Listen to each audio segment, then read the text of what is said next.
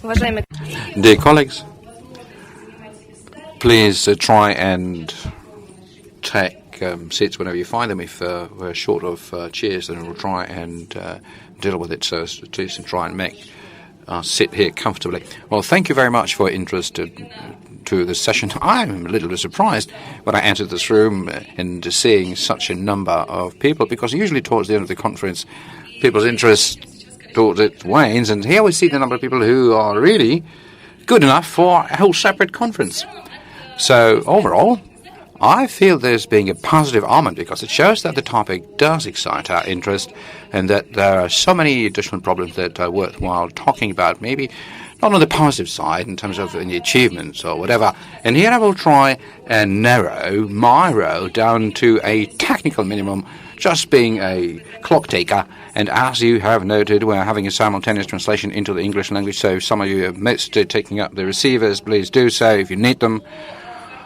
As to the format of our session here, I'm sure that you were able to note in the agenda quite a list of speakers. However, here we're limited by the format of the agenda because, as the practicalities show, there definitely might be more of those who would be willing to speak. And I would implore us to at least try and fit ourselves into the timing of the debate. So I would ask you dearly to limit your remarks and interventions at least, if it will be possible for somebody to speak for the second time, to 5 minutes.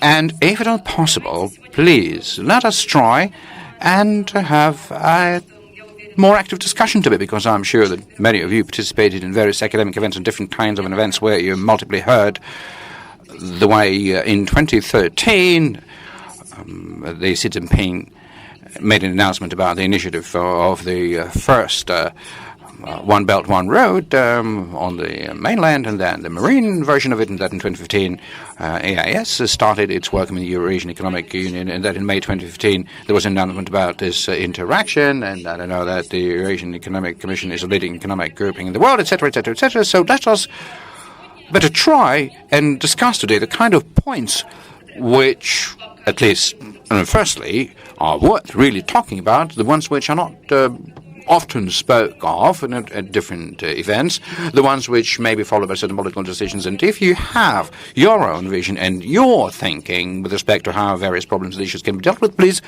speak about those. So now we will begin, if you permit, because the conference today, which is called Russia and China Towards a New Quality of Bilateral Relations.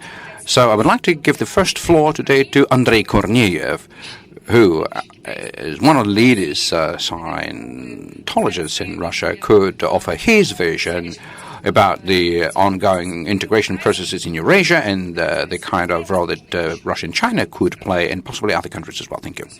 Thank you very much, Ludmila Viktorovna. Now, simply because this appeal was about being brief and fit into 5 minutes, let me just give you the points without elaborating on them. And so my first statement is that certainly the Eurasian landmass contains within itself great challenges. Being an historian, I may tell you that as the history being taught in our universities of the Asian countries, that these enormous vistas of Eurasia in the medieval ages were the source of, how shall I put it, of a certain chaos, because at all times there existed a contradiction between the nomadic civilizations and the settled kind of living. And currently we're saying that the Eurasian vistas offer enormous opportunities, and if right are those who are saying that the centers of economic development do demonstrate the trend to shift themselves every now and then, whereas everybody is saying that from Europe, and generally speaking from the West, the center of global economy is moving towards the Asia-Pacific, I'm sure then one may say that there will come a day when some of such centers will be indeed within these great vistas of the Eurasian continent. But my next point that I wanted to express is that despite, like Ludmila Viktorovna already set this topic, that one shouldn't reiterate the whole string of events, but even despite the fact that a lot has been written already and published already, I mean, such pace-setting documents still, with respect to the Single Belt, Single Road project and the possibilities of multilateral interaction, there still remains a lot of uncertainties. Even, for example, as far as this conference is concerned, yesterday, many definitely paid attention to us, possibly here in Russia, not having a very good understanding of the way the Chinese colleagues somehow, do understand what is Single Belt, Single Road, and new concepts, new readings of it appear not very well understood. Is that during the past few years, certain specifications are being described and offered, and on the other hand, different interpretations appear. Specifically, Western experts criticize such a mega approach by China. It is deemed to lead to embezzlement while building huge elements of infrastructure and generally of economic nature, which may potentially be exploited ineffectively and ultimately lead to those many countries who voice their intention to participate end up having enormous debt burden, and nobody understands the way they're going to pay them off.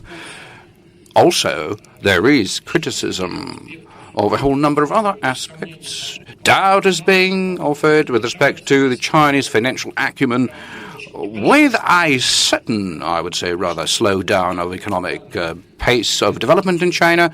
Almost this week, Moody's, for the first time since 1989, downgraded China's credit rating, which, however, brought about a very emotional and very proper, I should say, response from the Chinese Minister of Finance, which stated that the agency incorrectly assessed the possibilities, the capabilities of the Chinese economy in its capacity to resolve the debt overhang problem, which is 264%, which is aggregated debt right now that China has, including the government, households, and businesses.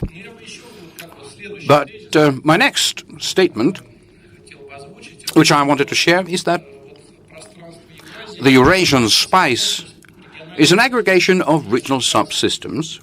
If we are to consider the Central Asian spot, which in our mind is closer and easier to understand, and here we can see that there is a very weak interregional integration. Seemingly, a lot has been done in Shanghai Organization for Cooperation format, but at the same time, the level of interregional cooperation between the Central Asian countries is far from being perfect. And that shows that possibly there are pros and contras in such mega Eurasian projects.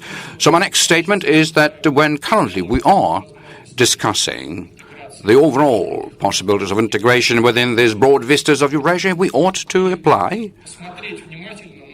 and very scrupulously look both at the positive and negative experience that Shanghai Organization shows, because the Shanghai Organization is an international entity which, generally speaking, almost encompasses the whole perimeter of the continental Eurasia. And if we are considering not only the member states but also the observers, this effectively makes up all the participants. So one should once again revisit this issue and try and make a conclusion, which, one of a provocative kind of statements that, since the moderator asked me to do so, that Shanghai Organization accumulated the kind of experience when the multilateral projects are not really working out too well. I mean, it's all right if it's bilateral, but really nothing happens in the area of multilateral projects, which are really boggling down. Now, the American factor. Yesterday, a lot has been said about it. A lot of time has been spent on it. I'm almost finishing. And I would like to say that, yes, indeed, everyone is saying these days that with the current U.S. president, America, for some time to come, may fall out of the ranks of the active centers of power, which will be able to influence Eurasia. But one should not rule out that there will be next president coming who again will take up the kind of agenda which almost 20 years ago, out of my old pockets, I have this quotation which was pronounced by the former director for the National Security Agency in the United States, Lieutenant General Odom, who, quote unquote, wrote, "What are the American priorities in the Central Asia? Undermining the Russian monopoly for the exports of oil and gas, promoting the multiplicity of routes, in order for part of them, or the majority of them, not to go through the Russian territory, as well as utilizing the possibility which ensue from the conflict of interest between Russia and China in Central Asia, as well as the conflict of interest between Russian and Turkish interests, watching over the Islamic religion not to be suppressed in too hard a way in the region, and the support for the movement of the Central Asian people towards cooperation with the West." And so, in this light, by way of my last hypothesis, I would like to formulate the next provocative idea that when it was yesterday and today we were discussing and trying to picture very nice-looking geopolitical images, we should not forget that many countries, which specifically the Central Asian countries, I mean as well as others, they are pursuing this so-called multi-vector kind of a policy. So one should not forget that their interest is something that we shouldn't ignore. Otherwise, our projects somehow may run aground. Thank you. Andrei, thank you very much indeed. I'm not sure if we have in this building Mr. Alimov. He probably wouldn't agree that in Shanghai Organization Shanghai Organization is not successful in multi-party format, but maybe here you're right. And thank you for interesting thoughts. I'd like to give the floor to Nikolai Maratovich Mezhevich. I think that Nikolai Maratovich will share his view and vision about how Russia can merge and unite West and East through infrastructural projects. So I give the floor to Mr. Nikolai Mezhevich. Thank you. Thank you, Ludmila Viktorovna, distinguished colleagues.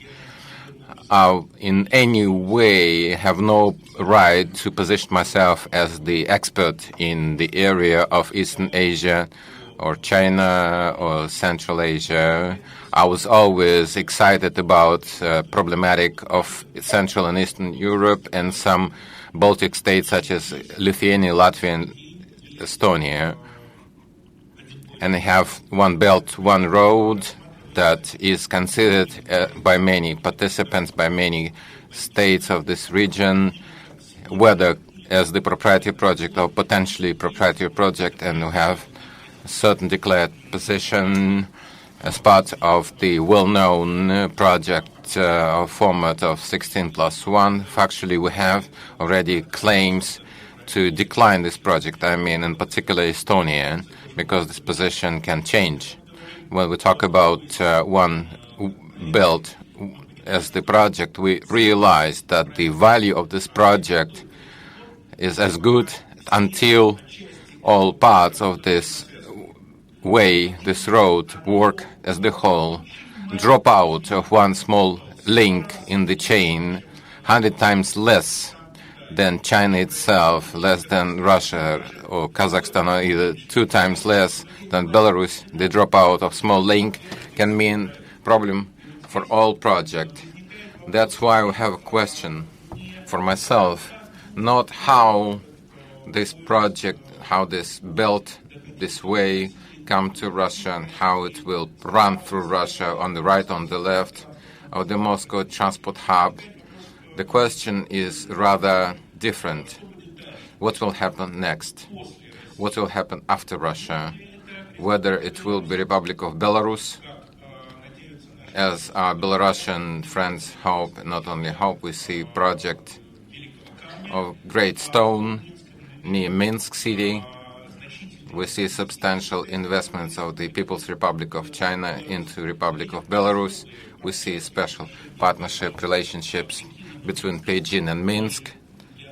And in this case, I may say that resulting expert opinion, it's very good when, along with wonderful Russian-Belarusian relationships, There's also linking integration thread as the interest of China in Russia and in the Republic of Belarus. Even most of these interests are mostly the same, to link us as the wholesome way, wholesome road in the concept of development as one.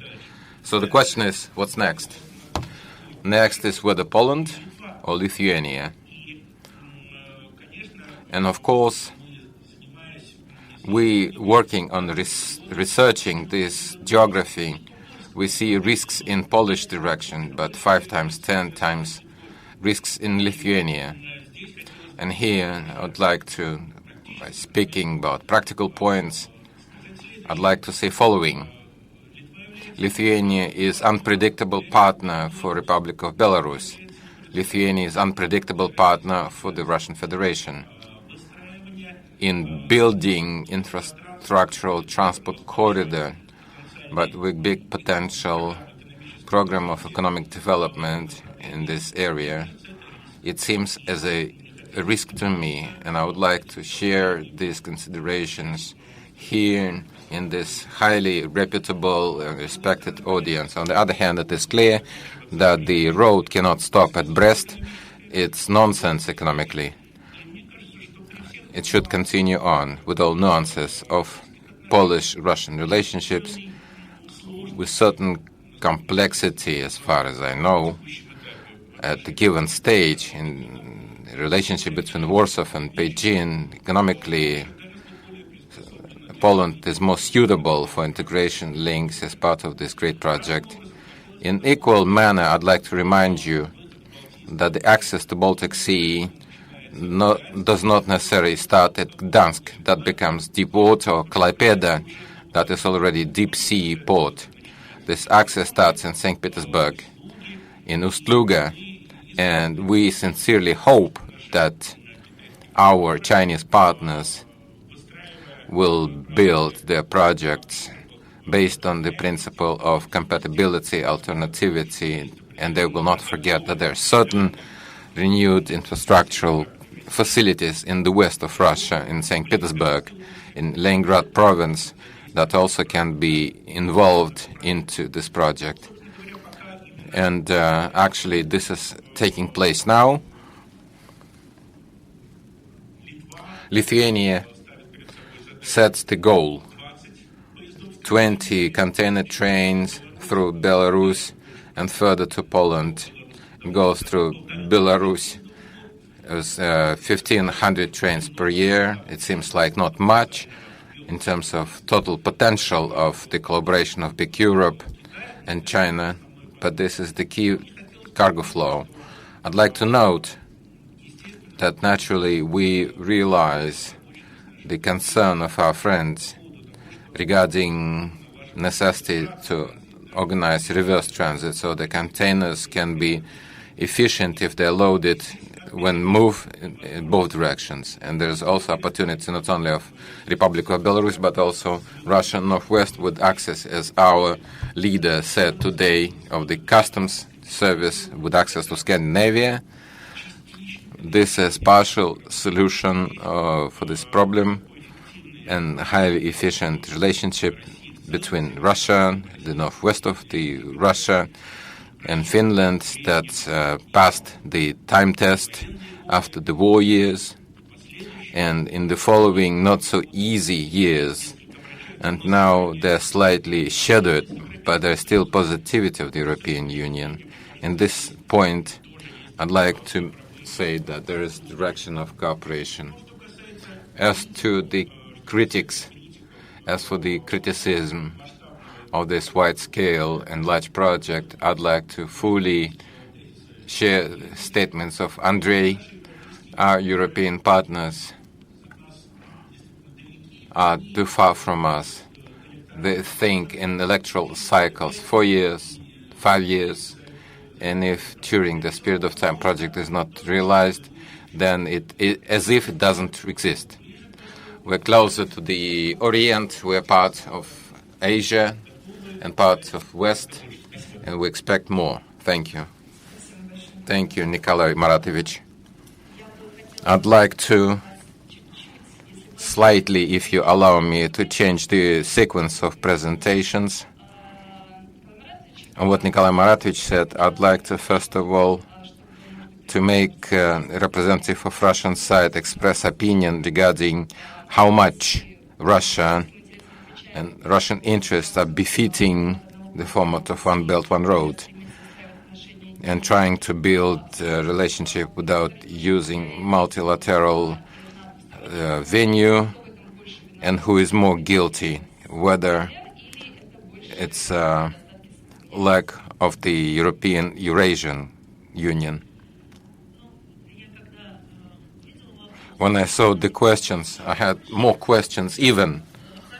And absolutely exactly one of the questions is that we really have bilateral collaboration in Shanghai Organization, Eurasian Organization. It takes place, the two largest organizations, at the space of which we speak. That's why I speak about them exactly.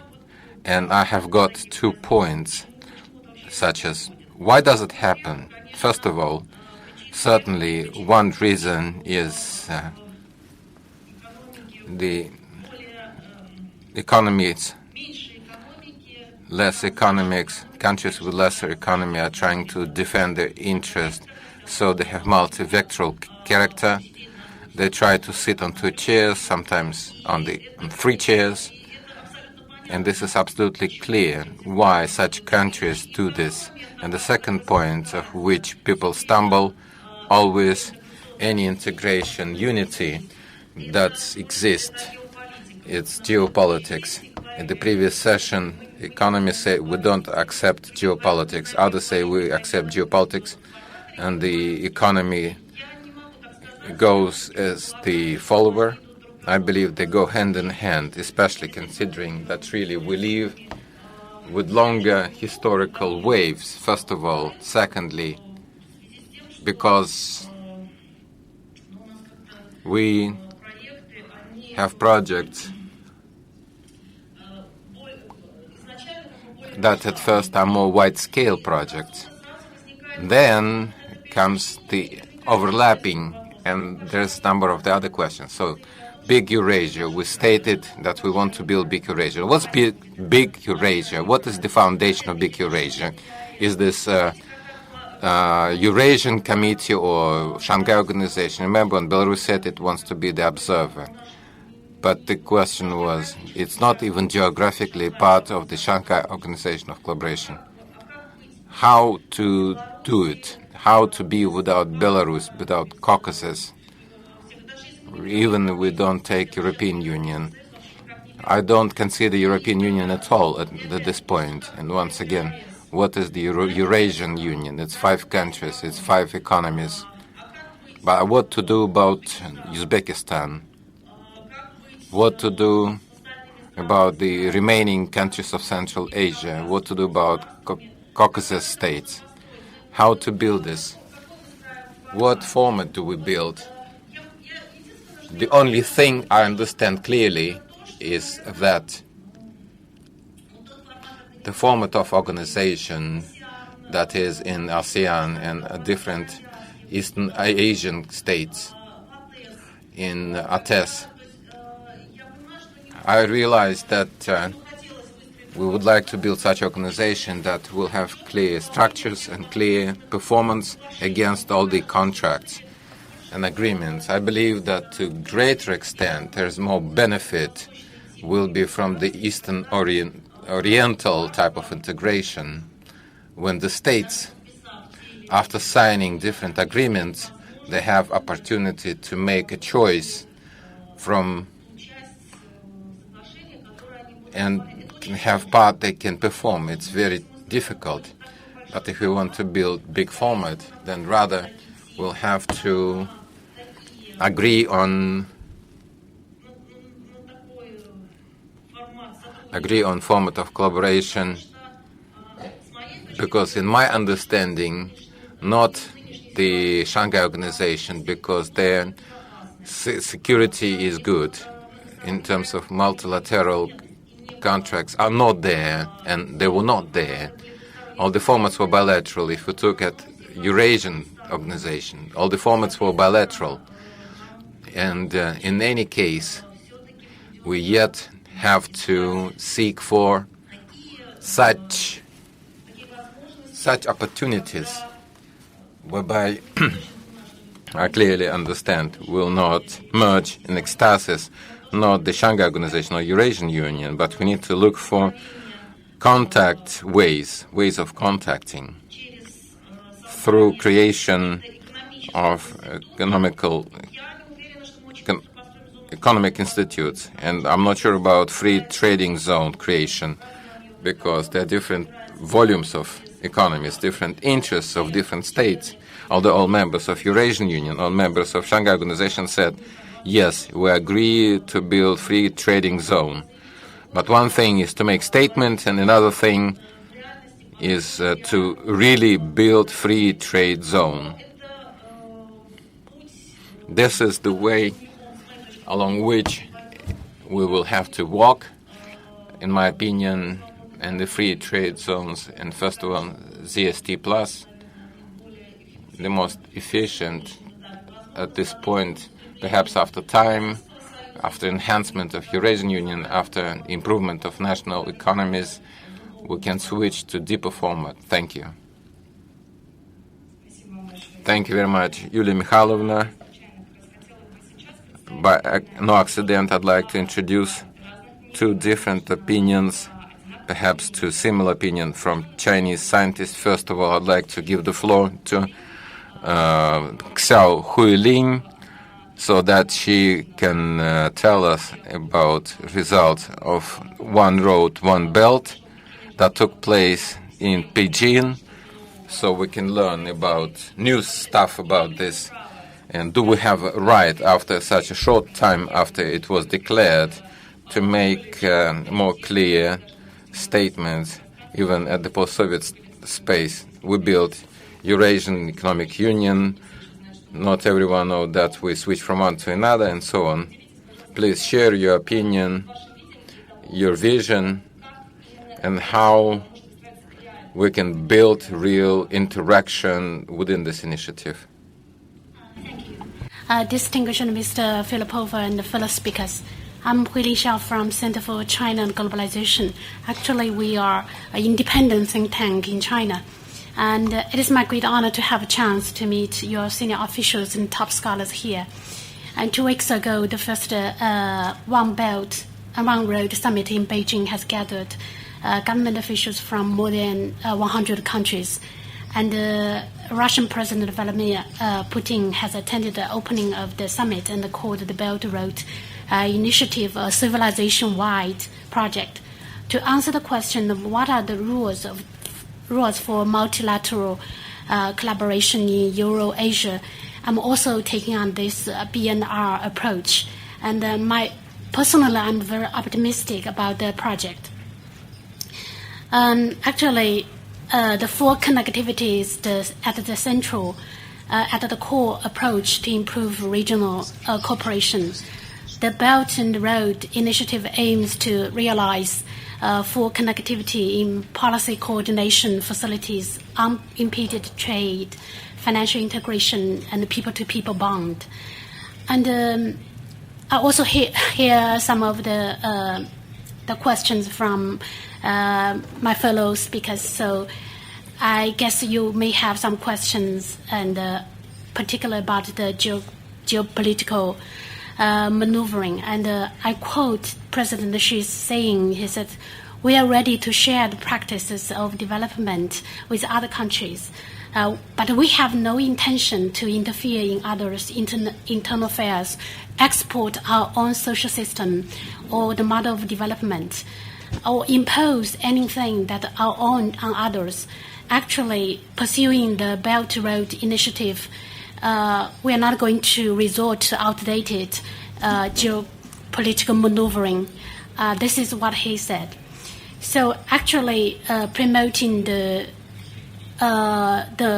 connectivity, particularly we are using financial mechanism, particularly in the light of in that practice. For example, the Silk Road Fund and the Asia Infrastructure Investment Bank, AIIB, other financial instruments that mainly support the initiative. I think the partnership between Russia and China has become substantially closer. China is Russia's most important individual trade partner, and Russia-China trade is recovering from the 2004 to 2014 to 2015 slump, and was up to 26% in the first quarter of 2017 to nearly 25 billion US dollars. And China's export to Russia rose 22%, while China's imports from Russia were up to 30% in the first 4 months of this year. I have done some research on this. And I think Russia is one of the countries that stands to profit most from China's One Belt, One Road initiative, which seeks to develop the infrastructure connecting China to Europe and to the Middle East.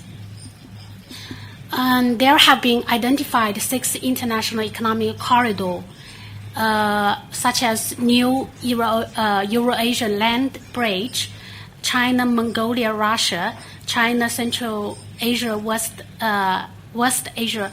And I think among the 6, 2 are directly linked with Russia. And the corridor bridge can bridge Asia and Europe and facilitate the exchange of cargo, people in the area, and greatly push forward the global economy. And during the visit President Vladimir Putin to China, and we think that it is possible to integrate Eurasia Economic Union, EAEU, with the BNR initiative. So the next step will likely to be the establishment of a free trade zone. And the road obviously won't be easy, but it is one that all these countries want to explore. And last, I want to also mention the risk and the challenges facing the initiative, given it's such a long-term and a large-scale strategy, which so many countries, regions involved. So there are geopolitical suspicion, economic uncertainty, and security risk involved.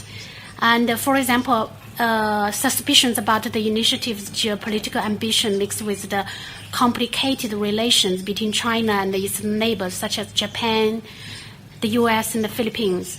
And the initiative undoubtedly will impact the public opinion negatively in this country along the Belt and Road, and undermine these countries' enthusiasm of participating in the initiative. And I also think there are economic uncertainties affect the cooperation. One of the potential risks is the low returns on that investment.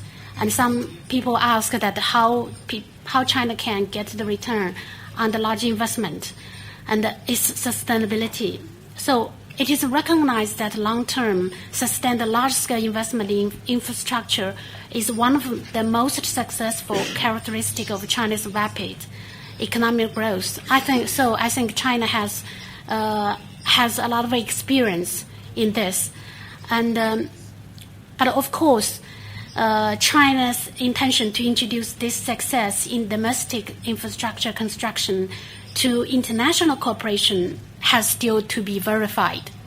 And another risk is about the security risk. So I'm not going to elaborate on that because of time. Thank you. Спасибо большое. Thank you very much.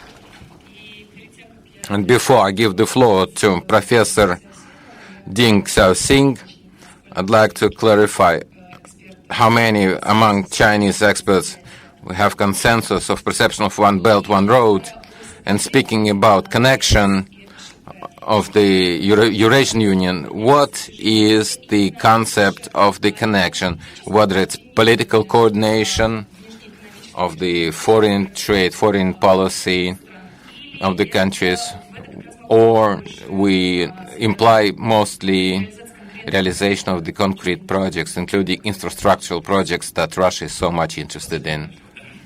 Thank you very much. Since we spoke much about relationship between China and Russia and collaboration, such as One Belt, One Road. I'd like to say that this initiative for cooperation, purely economical project in my view, but this time I'd like to say something about other topic. I believe it's an important topic that is not discussed much in the Shanghai Organization, because just a week ago was Shanghai Organization Summit. It will be expansion of Shanghai Organization. India and Pakistan will become full-scale member of Shanghai Organization. This is for the first time expansion of Shanghai Organization in its history. What will happen after expansion? Of course, a lot was told about expansion of the Shanghai Organization. The Shanghai Organization has more opportunities. Certainly, the population of Shanghai Organization after expansion will occupy 42% of entire population of the world. And certainly, increase of the share, opportunities will be expanded, but only possibly. But I believe that in reality, if we don't see risks, we can have a different picture. First challenge, I'd like to say that after expansion of the Shanghai Organization, what will be happening? Certainly, that will be second round of expansion, such as Afghanistan ascension, and it's been discussed. But if in future, for instance, some country from Africa declares that it also is willing to merge with the Shanghai Organization, whether it's possible, but I believe that Shanghai Organization in principle should be concentrated on the Central Asia. It's regional organization. It's not global organization. Of course, after expansion of the Shanghai Organization, the topics of the Shanghai Organization is expanding. A lot of problems, questions will be discussing, but quite possible that discussion will take place, but nothing will be done. The second point, of course, there is complication that after expansion of the Shanghai Organization, efficiency of the Shanghai Organization is going down. It's of course possible because we know what is the attitude of India and Pakistan towards the Shanghai Organization and the Chinese organization. And the relationship between China and India is challenging. That's why Shanghai Organization, it will be based on the consensus. But quite possible that after expansion of the Shanghai Organization, some countries, they will use consensus as the veto right. So one side is against others, and others cannot do anything against veto. The third point, we've done a lot, and we achieved a lot in prevention of terrorism within the Shanghai Organization. But after expansion of Shanghai Organization, I think in that area we'll have many challenges, because in reality India and Pakistan, they have different understanding of terrorism. India believes that these organizations, terroristic organizations, and Pakistan believes that these organizations are not terroristic. So this will diminish efficiency. The fourth point, a lot of technical issues. The issue of the language. For now, it's Chinese language and Russian language. What will happen after expansion of the Shanghai Organization? At the Shanghai Organization Summit, usually leaders are present during the Shanghai Organization Summits. Along with, besides, we also have the Prime Minister's meeting. Who will be present at the summit of the Prime Ministers? If, for instance, Prime Minister of India is present at the Shanghai Organization, so many technical issues. But I still believe that expansion, this process of launching, it's a launch. there will be expansion and expansion. We have to anticipate these risks and these challenges so we, on time, can react. We should take measures so that we can remediate the challenges. I think that, first of all, the most crucial expansion of the Shanghai Organization is not the goal. The goal is to make Shanghai Organization efficient organization, and it will be able to solve regional problems. So all new members, they must merge and adhere to the spirit of the Shanghai Organization. Through the dialogue, we can solve a lot of problems. Please remember, between us, in the early years of the Shanghai Organization, we had to take care of many problems, but through dialogue, through the consensus, we were able to solve them. So I think the Shanghai spirit is the most important. Secondly, I believe that between China and Russia, there must be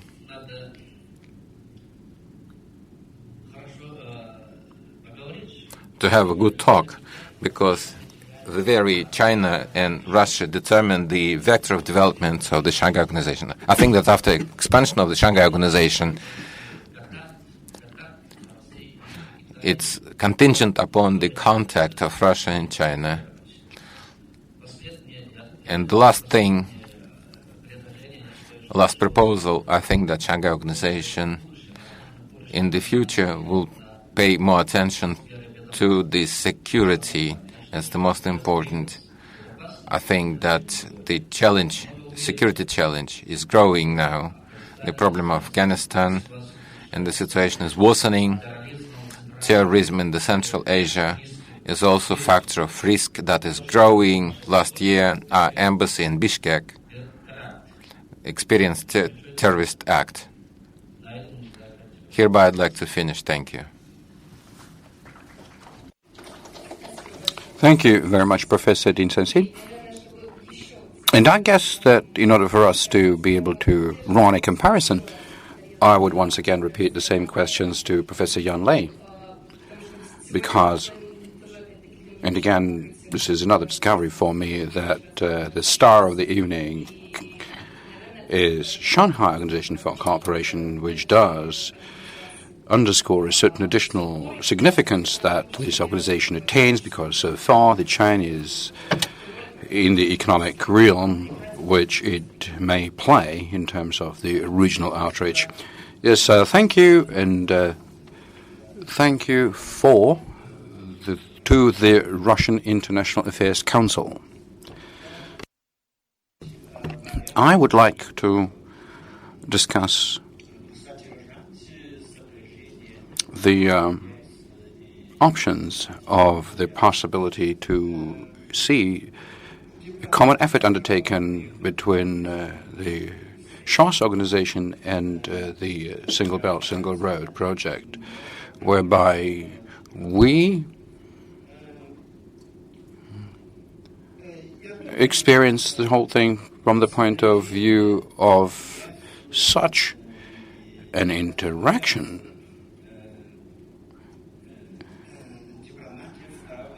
where the diplomacy of the second and third track should play a greater role.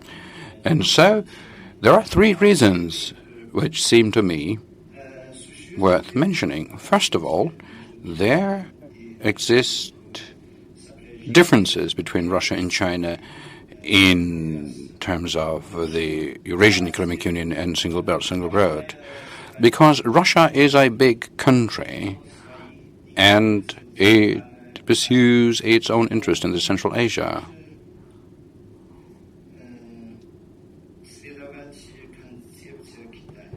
It doesn't want to follow in the Chinese wake in terms of the concept of the cooperation, particularly in the Central Asia. And in order to avoid direct conflict, Russia would like to make the most out of the Chinese capital. China is trying to change the concept of the Silk Route project in order to maximize what it may get out of it. China is viewing the Central Asia as an important corridor towards Europe, and both sides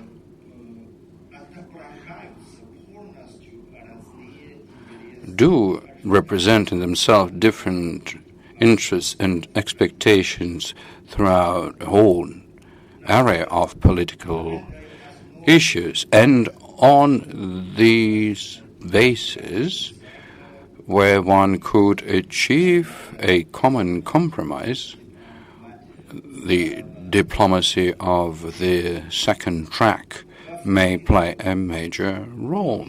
Secondly, many questions in such an interaction within the single belt concept is where you find various political and ethnic peculiarities. And experts have to come together in order to discuss and identify scientific solutions.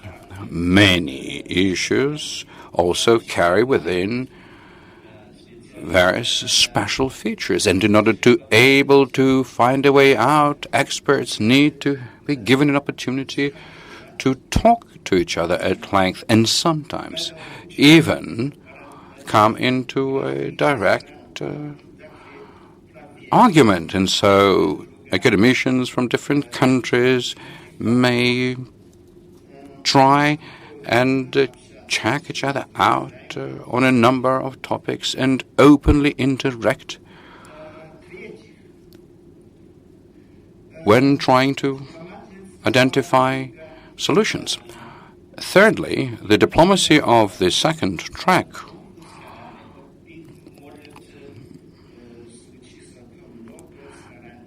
should not only follow one particular objective, but many different ones. So if one is to accelerate and expedite the process of closer cooperation, if multilateral relations could be simplified down to multilateral practical interaction. And finally, in the process of the diplomacy of the second track, personal, friendly contacts may evolve, such which may strengthen mutual trust between the two countries. And the place in this second track diplomacy means not only having official meetings where the parties exchange views and opinions.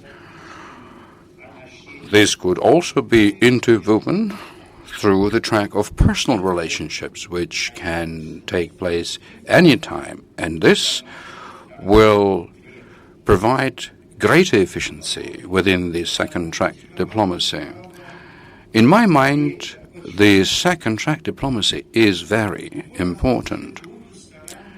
Developing bilateral relations between China and Russia, the second track diplomacy mechanisms do play an important role in coordinating this process. People propose this interaction between the Eurasian Economic Union and Single Belt, Single Road initiative. And so it seems to me that we currently must accept the duality of what can be done. First of all, we must raise the significance of such a forum as the Shanghai Organization for Cooperation, because this forum annually is being convened, and every member country has their own state centers, but also they experience some problems. First of all, they are looking mostly at macro kind of problems rather than diving into specific issues. And if only they could resolve one or two issues of very practical cooperation, then I would say that the Eurasian cooperation could enjoy great success. Secondly, every national center must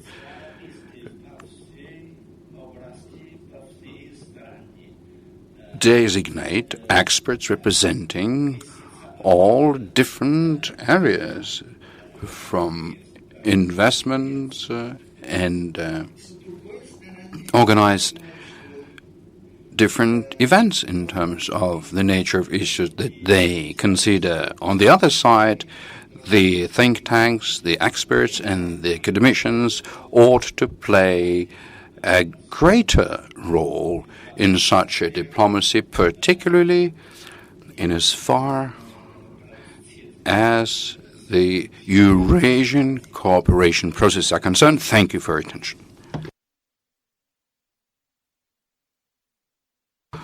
Thank you very much, Professor Yanglei. You made reference to such a notion as the Chinese capital and that it is necessary to discuss specific macroeconomic problems. And immediately I would like to pass the floor over to Boris Heifetz as the economist who may be the person to give us an answers to these questions and share with us his view. And when the initiative of the Single Belt, One Way, One Road was voiced, many thought that very cheap Chinese loans will finally come, that immediately Chinese investments will start flowing into any projects, including long-term projects, which are hard to pay back, and that it is more of a manifestation of the fact that China has a lot of money. And so right now they're ready to invest it everywhere. We are not seeing it that way. We do know the very cautious approach that the Chinese are demonstrating. And if so, it doesn't happen. I mean, if these crazy investments are not coming, what are we to expect from the One Belt, One Road project? And what, in its turn, in as far as the integrational processes in Eurasia is concerned, Russia and Eurasian Economic Union may offer? Well, I would like to respond to the title question of this session, but in as far as the second part of the question, investments, I will be very brief about it because I very much was convinced by the previous session by an answer that somebody stated that the Chinese people don't trust us, and that is why they're not investing.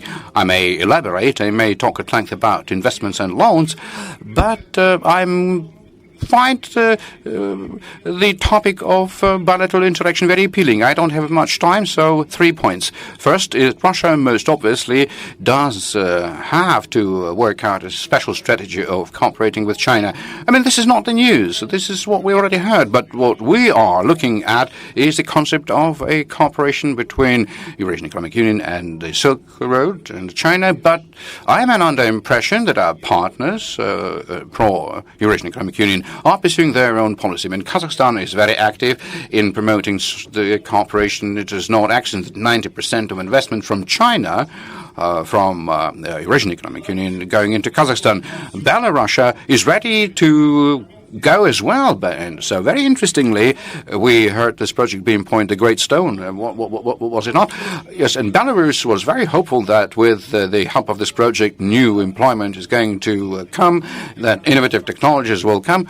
But so far, it's not happening. I mean, it's all turned into a logistical center. I mention it because we heard during the previous panel mentioned how are we to develop this scientific technical cooperation. Now, why does Russia, or maybe within this overall strategy, Russia should stick to its own peculiarity, despite the fact that Russia's economic potential is 6 times smaller than the Chinese one, depending upon how you count it based on nominal values, nominal estimation. But Russia does have an enormous negotiating potential, thanks to other factors, geopolitical. primarily. Russia is a partner to China in the Shanghai Organization, which we mentioned, as well as in BRICS, which is gearing up in as far as the global politics and economics are concerned, particularly because of the implementation of the BRICS Plus project. Even is the BRICS Plus 2 project, which I'm sure is going to be the subject of a discussion at the nearest BRICS summit, which is going to take place in September in China. So, and somehow I never heard, in any case, nobody's mentioned that the concept of the trading partnership is almost ready. Eurasian Economic Union with China. I mean, Van Yi, the Minister of Foreign Affairs, recently stated that most probably in July they will sign it. But what trading partnership is all about? You see, the word partnership is something that was taken to every hole here and there. And so we have this comprehensive, strategic, and you name it. But nevertheless, there is a certain set of terminology that we are hearing. Economic partnership, which was related to the signing of the Trans-Pacific Partnership Treaty and Transatlantic and Regional Comprehensive Partnership Treaty by China. That negotiations are currently following. And as far as the Transatlantic Treaty is concerned, negotiations resumed despite President Trump's statement that the United States is not going to enter into multilateral trading agreements without mentioning the fact that already a treaty was entered into between Eurasian Economic Union and Canada. Another one has been prepared with Japan. And so this process, I mean, so what is it?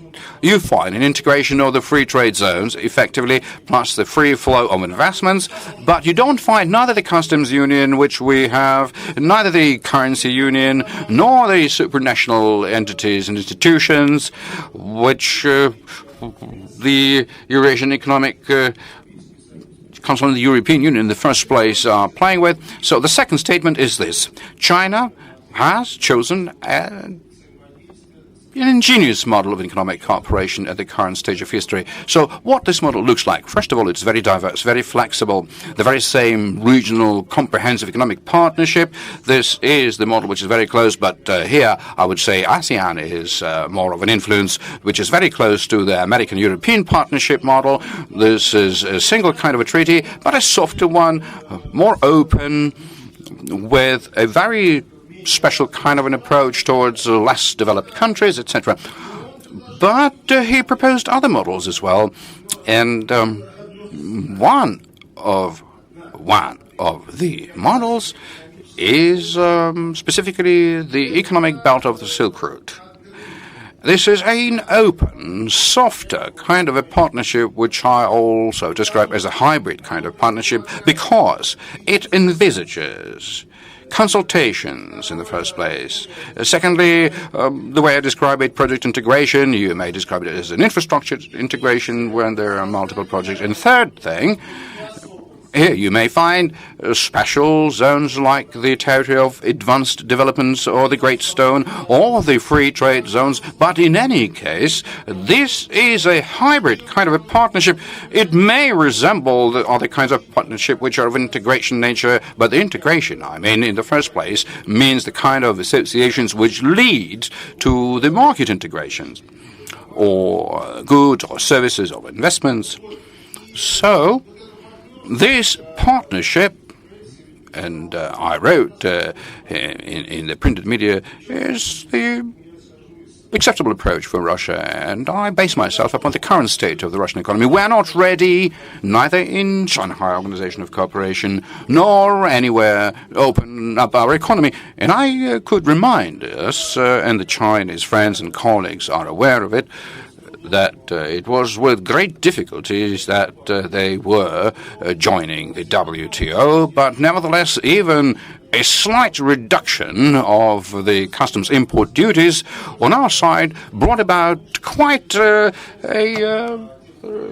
grievance, particularly as far as agriculture is concerned, particularly in the case of free trade zones, because it was twice before that China proposed free economic zones for Shanghai, for the BRICS organization, and as well as for the Eurasian Economic Union. By the way, this trading partnership, which is hard to understand what it will look like, but originally the idea was in 2015 when they started talking about this interaction.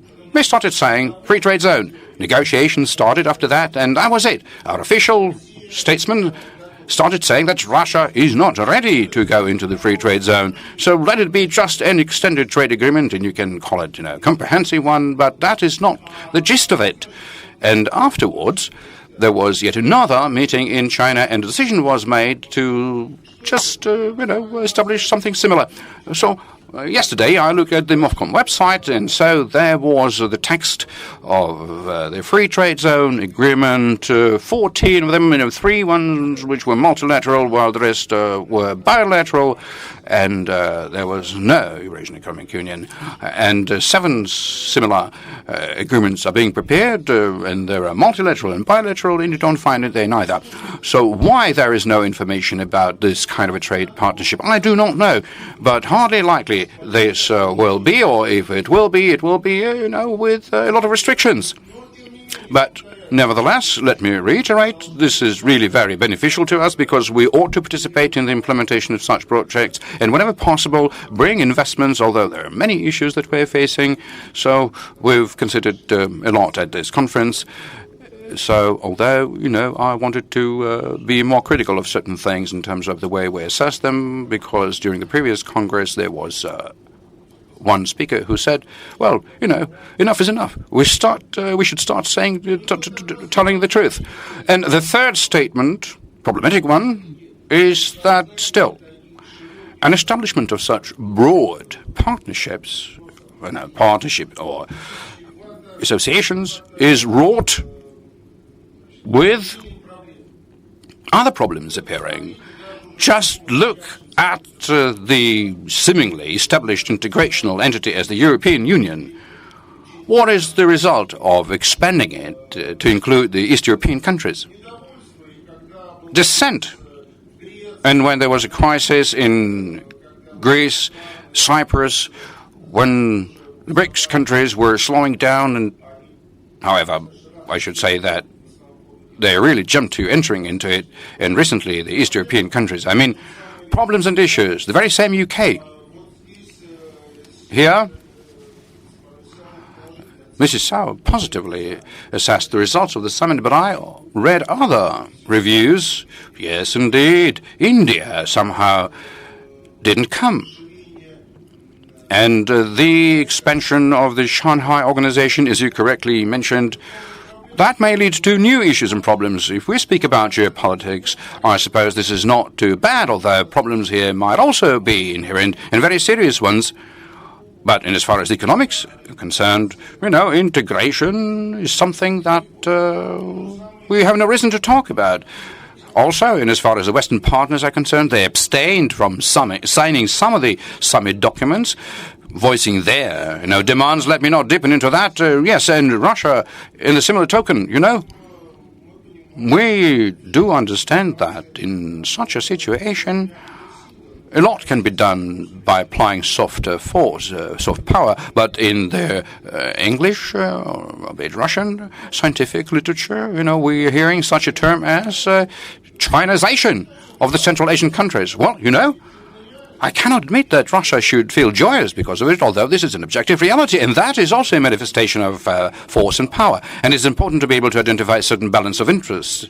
During the previous session, for example, people mentioned that we ought to promote joint projects, but China is doing the right thing. It is acting in a very pragmatic way. Does China need these joint projects at all?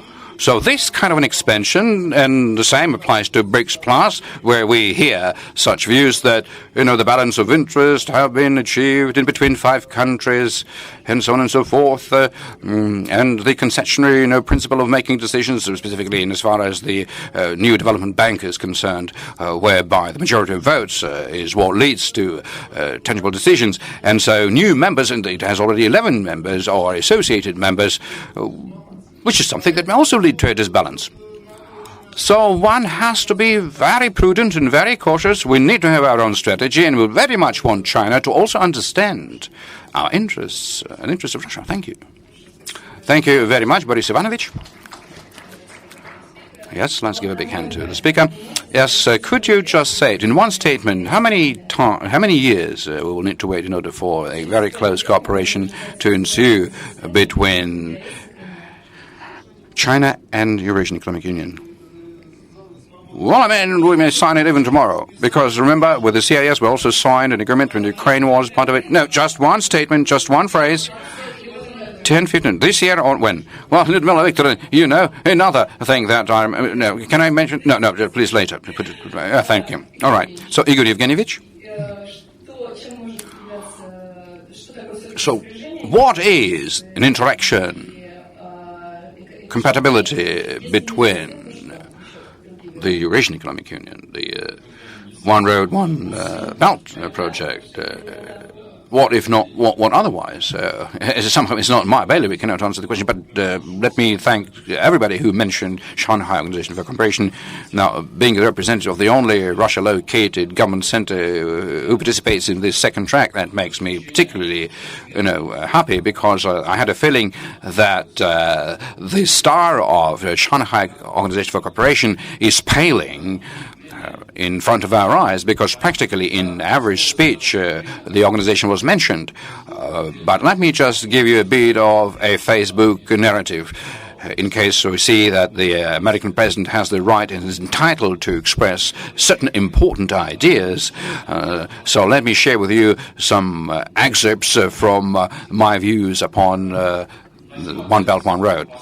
Let me begin from my post, which excited interest amongst many Facebook followers, even amongst some of the foreign experts, who even asked my permission to quote it, i.e. that China forced the whole world to draw maps. So practically, in any country in the world, these routes are being pictured, while no official map that ever was published in China can be found. Recently, I met with representatives from the Italian Foreign Office, and they told me that in the Italian Foreign Office there are 3 maps, and there's not a single route which bypasses Italy. But specifically, this uncertainty of the Chinese concept, what we see, or correctly stated, initiative, the way we should describe it, as we have been asked by the Chinese representatives asking us to describe it, because they themselves don't call it neither strategy nor the program. So here in this session, what we're discussing is the way it is related to the rules of the game in Eurasia. And it seems to me, before we discuss the rules, we ought to agree, at least Russia and China should, what is Eurasia, and whether we similarly understand what it means. We interpret in Russia this notion in a very broad way, to the extent you may judge, following the concepts which are being voiced at the official level, amongst other things. But in China, you might know that in the Chinese Foreign Ministry there is a Eurasia department. And it is the department which mines the former Soviet Union republics in Russia, apart from the Baltics. So China looks at Eurasia in a narrow way. There is a magazine, Eurasian Economic, which is also published by the Academy of Social Sciences in China. I mean, its former title name, Markets of Russia, East Europe, and Central Asia. So here, again, from Vladivostok to Lisbon, we're not seeing the full picture. And it seems to me that before we entertain ourselves with any global projects, we should somehow narrow our task and at least look into the regions where we can cooperate. And I absolutely agree with Mr. Dien Xiaoxin, who, by the way, we met on more than one occasion at the Shanghai Organization for Cooperation Summit, that one of such regions is the Central Asian region. And here is where there should be an opportunity to interact. And by the way, I can also give you an example of such an uncertainty in geography, which really played a fatal role in the Shanghai Organization's destiny, having slowed down its extension program. When the charter was being adopted in 2002, it said that the organization is open for other regional countries to become its members, but no specific mention of which region it was to be. And so there was a continuous argument about whether India belongs to this region. So currently, in today's Shanghai Organization for Cooperation documents, we see Eurasian region. Now, again, the question is whether we understand it in the same way, and whether there might not be some distant European country which will claim to have the right to participate in this organization, which has a direct bearing upon the One Belt, One Road project, which, in my mind, both in terms of the results of this forum, which took place in Beijing, very quickly turned itself into a global initiative, having not become the regional one. And let me just repeat this idea, because it seems to me it is very important to digest. One Belt, One Road acquires a global vision without having resolved certain basic issues which are related to the regional activities.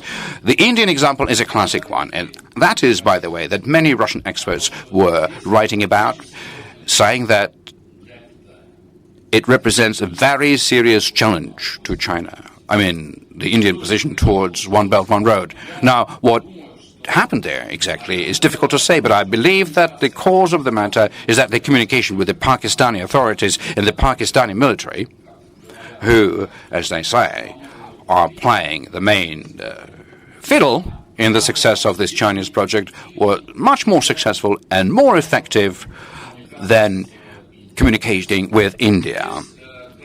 So what is extremely notable here is to understand that in the environment of uncertainty that so many refer to, we shouldn't get drowned in such very ambiguous statement that we continue hearing from the Chinese colleagues and read them in the Chinese documents. So it seems to me there has to be a more precise, transparent position. I very much understand the motive behind it. We're not being suspicious of the Chinese side entertaining certain expansionist, terrible plans. Far from it.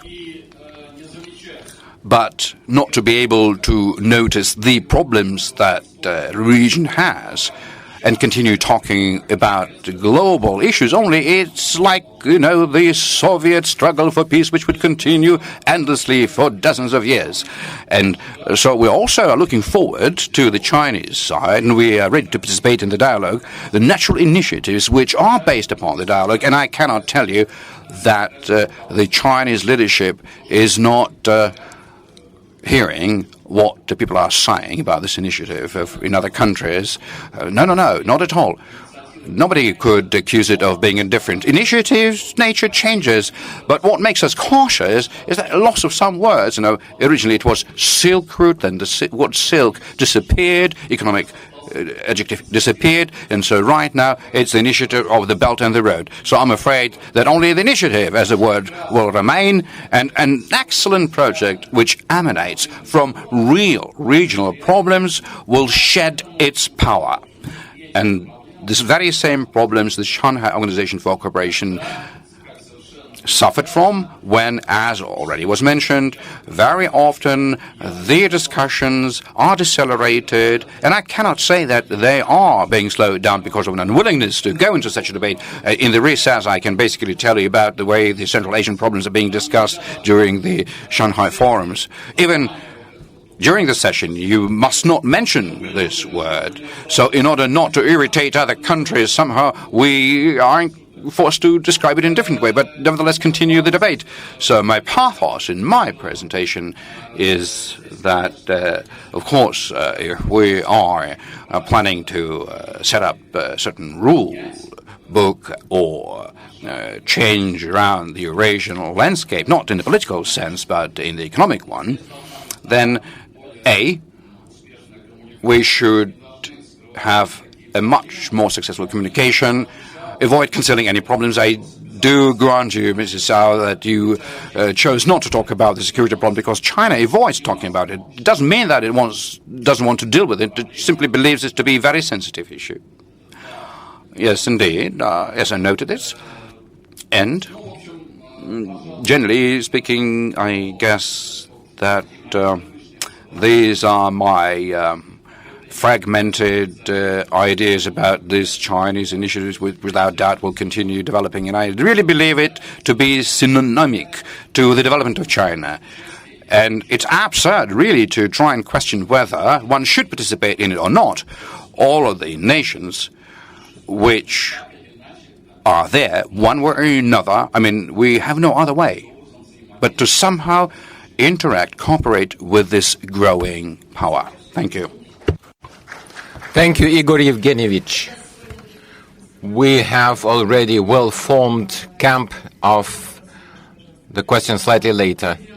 Certain SOC camp, the Eurasian, those who talk about connection, those who for connection. Now it's reasonable to give the floor to the European representative and European Union. If we draw analogy or parallel to what Igor Evgenievich said, such as we have one belt, one way, and the words are being lost, and the European Union is losing something as well. Does it influence somehow perception of the Chinese initiative of one belt, one way?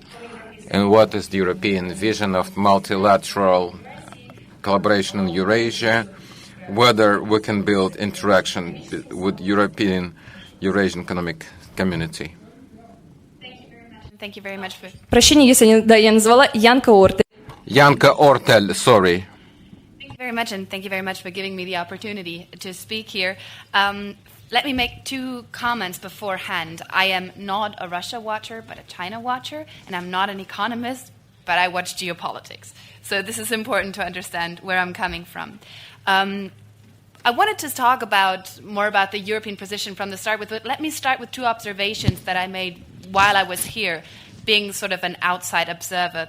At least that's the feeling that I got right away. Europe's role was really marginal in all of the discussions, and I did find that a little bit absurd, being that Europe is the more important or the most important trading partner for both countries involved. It is the most important economic player that both China and Russia could address. So I found it quite interesting that Russia was so much out of that Europe was so much out of the picture. The second observation that I made was that there is a significant lack of trust that you could sense when you listen to the panels between the Russian and the Chinese side that I wasn't aware of from a European perspective so much. Because if you look at it from the outside, it looks like, oh, this might go well, there's a new alliance forming. It doesn't feel like an alliance at all when you sit here. What does feel very good, though, are Europe-China relations. They're coming along well. Economic cooperation is going along well. And I just had the thought that crossed my mind while I was sitting here that from a Russian perspective, I think it's important to make sure that the Belt and Road doesn't turn out to be a bridge between China and Europe, and there's lots of shade underneath the bridge, and there's not much light and not much going on underneath the bridge. So I think this is one of the observations that I had. For the perspective of the Europeans of the Belt and Road Initiative, I think what you could observe also at the forum was that Europe has a very distinct perspective on how to cooperate with others and how to cooperate with partners, and that Europe is relatively unified in that position as well. I think you could see that at the forum as well.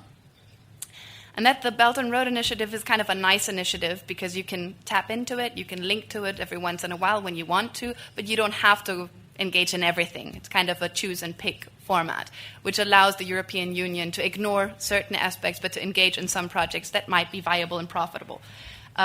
Which brings me to the last 3 points that I want to make. If it is supposed to be interesting for the European Union to engage with, then we have to make sure that stability is guaranteed in all the projects, viability is guaranteed, and to make sure that the transit countries benefit. And this is where the topic of the discussion comes into play. It's the question of rules. Rule of law is a pretty good thing. It's a very European thing, I know, but it is very helpful if there's not enough trust. If you have a couple of legal rules that you can set up, then not that much trust is needed because you can trust on the legal requirements. So I think an opportunity is, in a sense, to use the initiatives that are being portrayed right now and link a couple of special economic zones together. A kind of like a chain of pearls between China and Europe, where you can establish centers that are not only economically viable, but also guarantee different standards and different rules and different norms that would otherwise in the countries not be available, to make it attractive for European investment as well, and to give it some ownership in the initiative as well. And I think this could also be an opportunity for transit countries to benefit economically as hubs in the region. And this could probably serve better in terms of stability as well, because this is the last point. All of this is taking place in an area that is so, I mean, as you mentioned, you avoided talking about security and stability, but terrorism is so prevalent. Chinese workers are attacked frequently, not only Chinese workers, but they as well. So this is an area where stability is a grave concern. And Europe is still engaged in Afghanistan. Europe is still engaged in trying to stabilize the region. So if Russia, China, and Europe could cooperate to stabilize this entire region, this would be beneficial for all. Thank you. Спасибо вам огромное, Янка. Thank you, Janka, very much. It seems to me that it's not fair to rather the fair criticism that European Union was not discussed. I'd like to briefly give the floor to Oleg Nikolaevich Dunayev, because as far as I know, he has got proposal, suggestion how we can collaborate with the European Union and we can announce this initiative. Thank you very much. I'd like to express my point of view and make several statements. As to the protectionism that was stated earlier, I think that when Trump came, he didn't come with new theory how it happened with Reagan. That is, there is a general tendency when from liberalism people are going away to protectionism. And that protectionism that takes place in the United States and is promoted by the United States, it will go into integration with new efforts where United States will try to, at least in scientific progress, occupy leading and main role. And we unfortunately don't speak much about it, but I believe that this aspect deserves special attention. That's first. The second, we see today, and especially there's big competitive action between Germany, England, and United States in terms of transition to new industrial revolution, or something that Germany calls Industry 4.0. And in this Industry 4.0, very important role is for digital economy. Please pay attention that with 2 days we're here, but 35th year it's different economics, and in the world they speak about this, and the European countries speak about this, but not in China. At least we were not discussing. Russia or China did not elaborate. We didn't pay sufficient attention. And here, in principle, the global chains are changing the global governance of the trade flows. We see that when China is offering new initiative, One Belt, One Road, an economic silkway. This is, of course, 50% of geopolitics and 50% of economic. That's clear. We see redistribution of the global supply chains. The Shanghai today is connected, first of all, with Dubai. Dubai is connected to Los Angeles, with Atlanta, Rotterdam, and this is economics. It's very important. That's why I'd like to highlight the relations between Russia and China must be viewed, first of all, as the global relationship, not only SOC, ASEAN, although these important issues, and very important in our point of view is interaction of China, Russia, Europe, and Germany. This is the foundation. Will it be basis for relationships? If we can see the Industrial Revolution standpoint, and today's discussion is being held in Germany, England is actively doing this, in the United States, a slightly different aspect is being discussed. They make industrial internet for all areas of activity, not only for industry per se. And we're lagging behind. And the key challenge here is that is being paid attention to in Europe and in the United States is logistics of managing cargo flows, not as the stocks that we see in Belarus, or what is Lithuania is trying to do is the management of the cargo flows. I'd like to emphasize again, in creation of the management of supply chains and added value creation chain. And the attitude of Russia, relationship between Russia and China, its development of industrial collaboration and cooperation becoming very crucial. When we say that something is not working, we see our structure of our economy, the economy of Russia, and structure of economy of China in many ways coincide. Until we change the structure of economy in Russia, we'll be always dealing with these challenges. In conclusion, what is our vision? What do we believe? We've been to there was big trade show Trans-Russia, and there was exhibition trade show of transport and logistics in Germany. And according to the offer of the German partners, first of all, of the seaports, we considered, and we had signed memorandum about transcontinental logistical partnership. And this initiative of Pomerania land, and the suggested the ports to sign. But the most amazing was that when we conducted roundtable in Germany, then small and medium enterprises came from Switzerland, from Holland, from Ukraine, from Lithuania, from Estonia, and the most importantly, that was also especially exciting, from the United Arab Emirates. And they were strongest with the proposal about dynamics. What we believe is what's important today in Russian-Chinese relationships to arrange logistical platform or trans-Eurasian, transcontinental logistical platform between China, Russia, and Europe and Germany.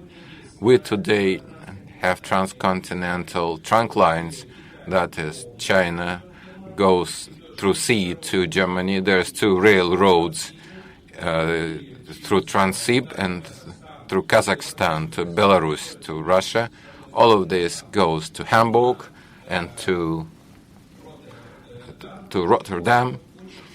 But very important that between the companies to arrange industrial cooperation. Only through industrial cooperation we can join the best competences that are in Russia and specifics that are in China, and most important, those best technologies that are in Germany, and merging them together, we can provide security and we can build that new system of geopolitics and geoeconomy that will give us access way for this challenging political, economical situation that we're entering. Let me say once again that from the standpoint of today's economics, very important to consider industrial cooperation and specifically managing the cargo flows. The same has to be between agglomerations such as Novosibirsk, Yekaterinburg, with Harbin, Shanghai, Beijing, Moscow, St. Petersburg. This cooperation, and through cooperation we can solve the issue, and through the Union of Industrialists and Entrepreneurs in the Committee of International Cooperation, we work on this subject, and you can go to the website of the Committee of International Cooperation.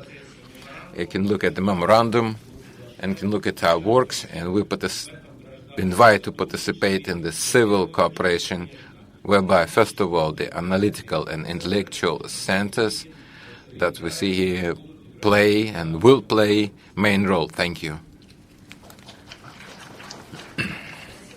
Thank you, Oleg Nikolaevich.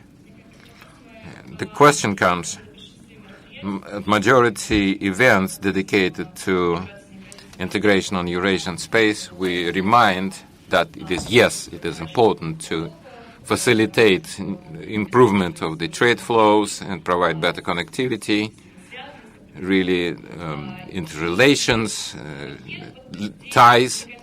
So the question comes, if the countries of one belt, one road, not including China, for instance, if they pose initiative, or rather where China is not playing first role, if they have initiative to provide better connectivity, trying to arrange cargo flows and assist in infrastructural projects in these countries, will it be believed as the initiative and will be realized within the framework? Will China believe it has gained some scores? This is the question for the consideration, and I'd like to give the floor to Professor Yaz Senin from Chinese Academy of Social Sciences. At this time between China and Russia, almost no obstacles in terms of the political. But as for the legal framework, many concrete issues are not being discussed and not solved yet. For example, I'll take 5 Central Asian countries. At first, I'd like to notice that there is a difference, must be emphasized, but the doubts and irony doesn't create any result. If we observe and find the similarity, then we can yet make a summary. First of all, we should show the role of the Shanghai Organization of Cooperation by merging one belt and one road, one union. We should express the role of existing organizations of Shanghai Organization, including the Business Council and other unities and analytical circles whose efforts enable connection of concrete projects. In this sense, I approve the presentation of Mr. Almor and Trubnikov. Secondly, one may take advantage of experience when in the coordination of the policy there are big differences meet, because China and Russia and Kazakhstan and Kyrgyzstan, all of them are members of the WTO. When the decision-making in terms of the capital investing, we select, first of all, those countries where the economy is more open and relatively developed, and policy is more stable, and environment for the capital investing is friendly. I suggest to create specialized council for studying mechanism of migration and coordination of the policy, the objective of which will be promotion of the free trade flows, service flows, and capital flows, and the labor force. Considering that the flow is bilateral, two-directional, all parties should simplify customs, visa, and other formalities, and increase efficiency of creation, and create mechanism of settlement of disputes, and optimize way of dialogue. As we know, inside of Eurasian Union, there are time frames and the route maps, such as creation of the uniform energy market, creation of the uniform financial system, and so on. But new mechanisms of multilateral negotiations cannot copy the efforts of the European Union, but maybe it should consider the ideas and practice. For instance, we can discuss that Central Asia, the import tariff from China is 6.5%. Between the countries of the Central Asia, average tariff is 1.6%, and the average import tariff of China from the Central Asian countries is 4.4%. How can we decrease the barriers against goods and services and promote new technologies and new standards, exclude licenses? All these measures are enabling development and facilitating creation of the Silk Way. Development of regional economic cooperation should be considered as the common interest of the parties. The current state of economic affairs of the Central Asian countries is not so ideal, and they hope to shorten the gap between dream and reality with the help of one way and one road. I'd like to note that one belt, one way cannot solve all the issues. The problems of the Central Asia is globalization, accelerated economical and social development, and this is dependent on, first of all, internal growth, and China can offer the growth by joint efforts. That is, China can invest capital, invest technologies, brain in joint development, but in joint development cannot be absent initiatives and efforts from the parties alongside with the Silk Way. China doesn't make anyone to play cards, and this initiative is opened, but it's voluntarily participation at your will and from the common interest. You have to frequently exchange opinion and build industrial parks together and utilize and exploit together and use common interests and enable economical and social progress of all countries. That's it. Thank you. Thank you very much. Especially thank you for being within time frame. And now I'd like to once again come back to having different vision on the process of integration in Eurasia. This also includes what was specified. There's also other points of view in Asia, including there's Korean initiative. And here I'd like to give the floor to Professor Kim Seok-Kwan.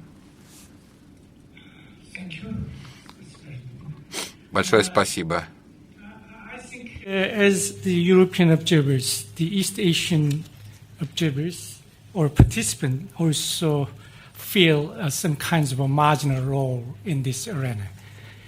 Even though we are the Pacific Asians are the Eurasians, and the Eurasian continent is so vast, and if we talk about the integration of Eurasia, we must understand and be focused on the both sides of Eurasia, not only in the center of the Eurasia. And the European Union also, in terms of geological, they are the West Eurasians, and the Korean and the Mongolians and many other Pacific Asian countries are the East Eurasian. And I think the integration progress of Eurasia must be open and connected. I mean, not only the integration of intra-Eurasian region, but also the integration of Eurasian plus and other countries. Like the integration of integration process is very important.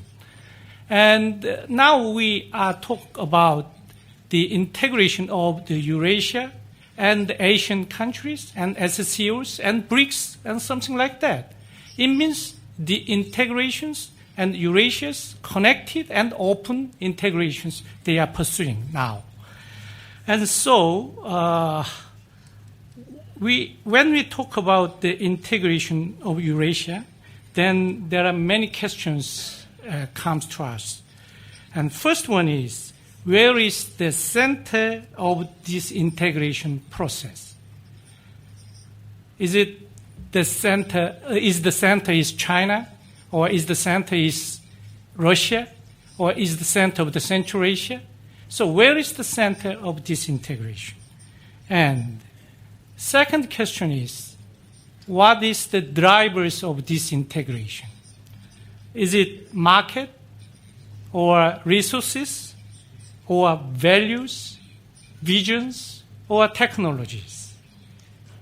As you know, in this globalized world, and today's globalization is changing very fundamentally the integration process, especially when you look through in the field of the industry. I think for the integration process, the vision and the value is very important. So, ensuring this structural transformation of integration be successful, and ensuring the integration of integrations, we need to create the shared value and the shared vision. And these visions and values also must confront the solutions of negative effect of globalization and the aging population issues and the climate changes and other very fundamental issues. Eurasian continent also confront these kinds of all common issues. As you know, in Eurasia, the level and the speed of industrial development are different. So, avoiding the possible setbacks of integration, we need to create not only the infrastructure like roads, bridges, and others, but also we need to construct the infrastructure of knowledge and information flows. And also, I think it is very important to create the cooperation model of horizontal cooperation of intra-Eurasian countries, not the vertical cooperation model in this continent. When we think the positive effect of integration, it means we can create value add more and more. And the most important task for us is how to distribute this created value add to all the participants as cooperative models.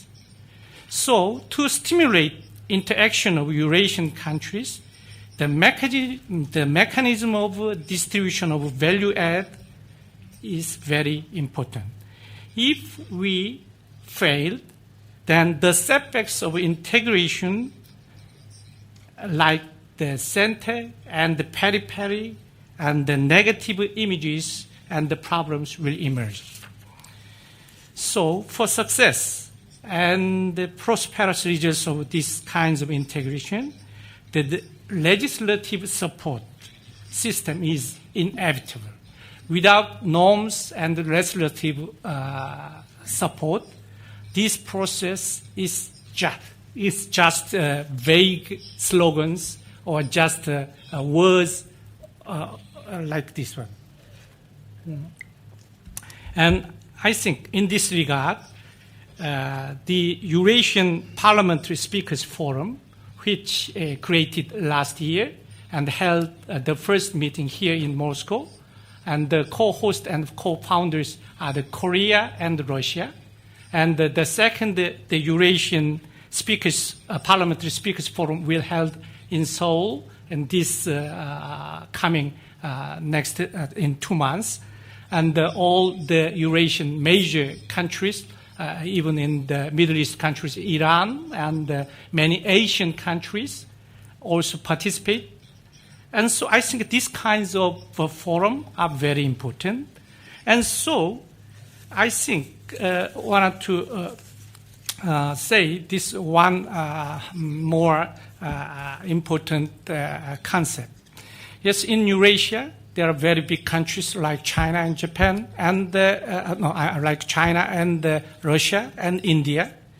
But in terms of culture, and in terms of knowledge, And in terms of history, which country is big and which country is small. And so we need to understand the integration process must not be driven by only in terms of geography or in terms of population. Thank you. Спасибо большое, профессор Ким. Вы отметили одну... Thank you, Professor Kim. You noticed one very important topic. That's very important is the process of relative values. And I will allow myself not to agree fully with you because in my view, everyone has got understanding of values and such consensus is there. There are, simply speaking, global economic values that you mentioned for every project such as connectivity, transparency, openness. The question is not these values, but how to realize in practice, how to observe and to make declared values so they don't go across the negotiation process. And here I would like to pass the microphone over to the representatives of business communities, Dr. Ernst Schmidt, who joined us from Austria. And so, please present to us your vision. Madam Chairwoman, to give us, I'm coming from Austria, we are a small country, but we are not yet under the control of the big Germany. We still live our own life. I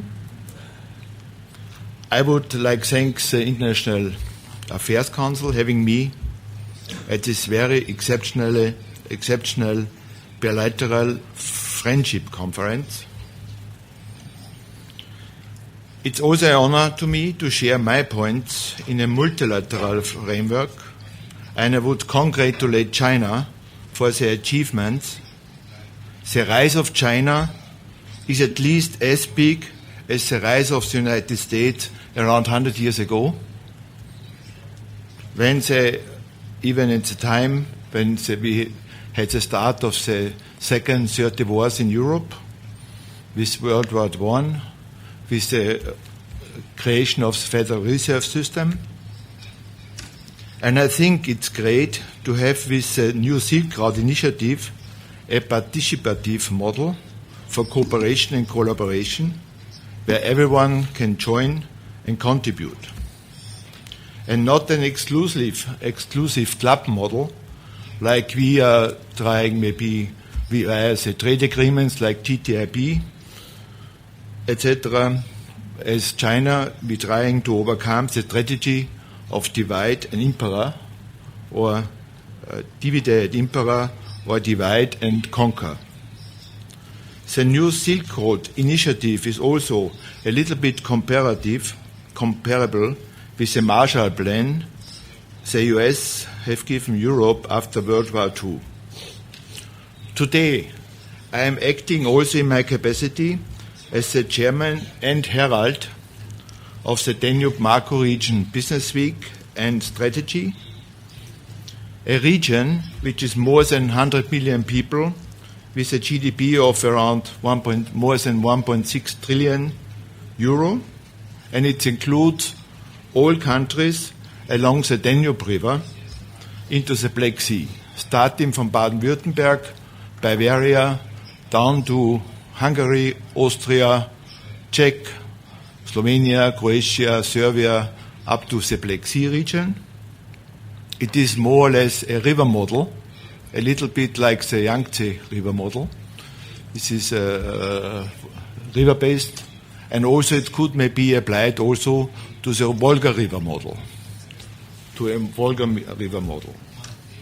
It is a multilateral model because, for an example, Germany is not represented via Berlin and Madame Merkel. It is represented by the two rich southern regions like Bavaria and Baden-Württemberg, which have even a GDP bigger than Austria. This strategy and model was endorsed by the European Parliament in 2012. And I would see here also, as I am a herald for this model, that with the first coming together, discussing officially the issues what the Eurasian Union and the Silk Road might bring on challenges to Europe, as we have already designed in the beginning since 2008, that this Danube macro-region strategy shall also prepare Europe to act as an hub towards Central Asia. And this is an hub which is going via the Black Sea region into Central Asia. And we even have sold this concept in San Diego in 2010, when I had with a Chinese friend. He is coming not from Shanghai, he's coming from the Guangdong area, with Canton Fair Trade. We have sold this model on a seminar or on a conference, annual conference of the United States Supply Chain Association in San Diego, when we have spoken about the learning from the trade between China and US, when China became the saving function or have taken over the saving function for the United States by 500 billion euro a year. And it looks like maybe China will put these savings now in a different pocket and spend it maybe in Eurasia. I would be happy to answer some questions what you have raised in your and because of my time, I am coming also from supply chain design. We know what this means, a take time on the assembly line from 26 seconds. And if you not match this take time, you are out and you have problems. I want to stress one point on question 5, EU and Eurasia. Will Russia become able to become a continental bridge from Eurasia? And I would fully agree with President Putin, what he said in 2007. I am quoting, "I strongly believe the full unity of our continent," he means the European continent, "can never be achieved until Russia, as the largest European state, becomes an integral part of the European process." And this is something what we have offered in our Danube macro-region strategy. So I also have invited, and even Russians, a platform. I had Professor Dunaev in the year 2014 speaking in a very critical time, when we also have given Mr. Putin, President Putin in Vienna, an audience, and also the Russian Chamber of Commerce an audience. He was speaking on this conference in collaboration on the Danube region. It's easy because Danube, Dunaev is the same, so it's a good. Oleg, do you hear me? So, I don't want to go into many details on the platforms. Of course, I fully can underwrite what Professor Oleg was saying. There are always more than one road to Rome, was we saying. It is not only one belt, but also more ways to Rome. As there are also more than one platform, and each long journey starts with the first step. So, supply chain design and logistics definitely can provide a platform for eliminating geographic distances, but also between institutions and people. Of course, beside of physical material and product flows, it includes also the whole chain of technologies. We're expecting next week, for an example, a Chinese delegation to come to Germany, to Frankfurt, to discuss stem cell treatments, and also a chain of capabilities, and identifies via the make or buy the core competencies up to what we call three-dimensional concurrent engineering for products, processes, and supply chain. This would be something what we can provide from our discipline, so as well from the Americans.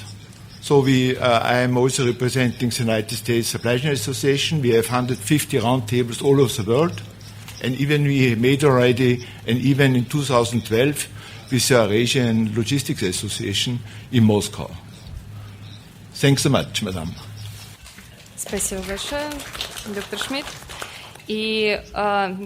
Thank you, Dr. Schmidt, and I'm grateful to Dr. Schmidt for mentioning the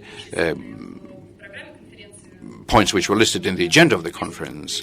If possibly you forgot them, please look at them again, because some of them make us think about the problems which we could additionally discuss here, and some of them were written in a bit of a provocative form in order to put you up to some sort of a response. And I'm very happy to give the microphone to Dr. Alexander Korolev, and I hope that the fact that he is currently resides in Singapore and he's able to not only exist in the community of the Russians in Singapore, he may just see a broader picture. Yes, thank you very much indeed for being invited to participate in this conference. Speaking about Eurasian integration and the connectivities, I would like to draw everybody's attention to one problem. And this is the fundamental problem which I believe undermines the possibility of successful integration inside Eurasia. And so the problem is that during the past 15-20 years, particularly in the Russian-Chinese relationship, one may apparently also be talking about the Central Asia, there ensued a very unfavorable, for Russia specifically, model of distribution of labor, wherein Russia has very convincingly turned itself into a gigantic petroleum station, while China became an exporter of machines and equipment and an importer. I mean, it used to be an importer of the energy resources. This happened not overnight, like I mentioned, somewhere from the beginning of the 2000s. In those days, for example, the share of machinery and equipment in Chinese exports into Russia accounted for about 8%. And right now, I believe it's over 50%, while on the Russian side, the share of machinery and equipment from 30% went down to something of 0.7%. And at the same time, the energy exports grew from 20% up to more than 60%. I mean, specific figures do not matter, because it all depends upon the way you calculate it, but what is very apparent here is a trend. And this morning's sessions fully confirmed this trend when people were talking about economic cooperation. I mean, there's nothing in there in those presentations. There's either the pipes or the road construction. And so 21 project was mentioned. I mean, they were not described, and simply somebody mentioned that there are 21 projects outside of the energy sector, but at the same time, it was also stated that all of these projects are currently going through the negotiating stage. Well, I would say that this is a very difficult kind of dynamics, which generates very complex geopolitical motivations in the regions. And here I disagree with the statement of compatible economies that Russia has resources, China needs resources, and therefore there is a bit of a complementing thing. I mean, it is true theoretically, but within the context of the Chinese-Russian relations, this is rather a source of problems. Because what is evident, I mean, this distribution of labor, which I mentioned previously, it is getting consolidated. It firms itself, and I do not know about the new integration Eurasian initiatives, whether they could change things around or somehow alter this model. In other words, the so-called mutual complementation between the economies has to be broken. And this is going to be a very difficult process. And here one should follow the path against short-lived profit, because political will has to be in place in order to change this trend, or Russia has to accept the status of a net exporter of energy resources. But I do not think that this will be acceptable. I mean, that Russia will calmly take it, although people are saying that Russia has become an energy appendix not only to China but also to Russia itself, and this morning's session showed it. Now, what kind of threat this may pose to the Eurasian integration? Like I mentioned, this generates a very complex system of incentives and motivation, and it's not all about trust, because the problems in relationship are somehow being written off and being explained by the problem of trust, by cultural difficulties. I mean, there is no problem like that. This is a bit of an Orientalist kind of an approach, because I do not believe that the Chinese trusted Americans more when they started their reforms to open up.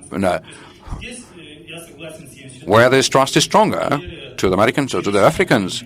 I agree with the one who said that trust is a dependable variable. First you need trust, and then you will have cooperation. No, the other way around.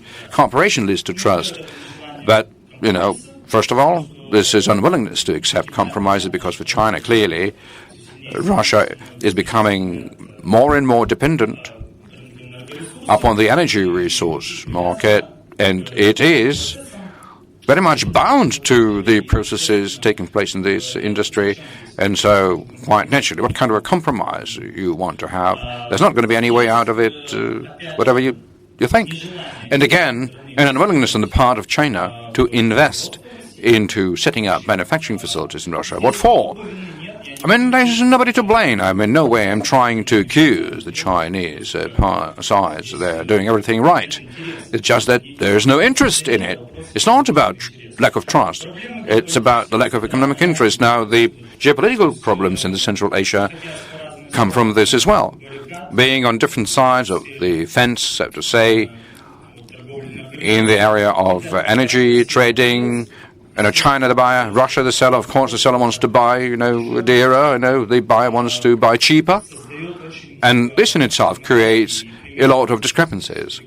And so the example about the gas price negotiations does demonstrate how difficult it is for the buyer and the seller to come to an agreement. And in Central Asia, China doesn't need any geopolitical influence in the Central Asia. And here I see again certain, argument which comes from this model of the distribution of labor, because Russia is an exporter of the energy resources, certainly wants to be in control, certainly wants to influence the regional energy market, while China wants to get access to energy. So everything is quite straightforward here. Now, what could be a solution to this issue? How could revert this trend? It is very difficult. And somehow, this kind of trend has this capacity to further consolidate itself, because the role of energy sources in the world continues to grow. We saw a slide somewhere that the energy industry takes up 98%, and this trend will even become stronger. And that is exactly where we need political will to take the upper hand. Some kind of control over the projects in which profit may not immediately be generated. Again, if one is to rely upon the fast cash model, it is most profitable to maintain this format. And so this turnaround will definitely demand nothing but changing the model of economic interaction between Russia and China, reindustrialization of Russia, and even being able to move against the market rationale, if I may say so. Well, is it possible or not? It's an issue. I mean, maybe there are positive changes, there are projects over the broad fuselage aircraft, helicopter, but these all have to be pushed, and a serious support is necessary. And maybe possibly something which is not very much market mentality, because one is to follow the market kind of mentality. This distribution of labor would only be worsening. Thank you very much for your attention. Thank you. Now, please allow me to pass the floor over to our Chinese colleague from Fudan University, Dr. Ma Bini.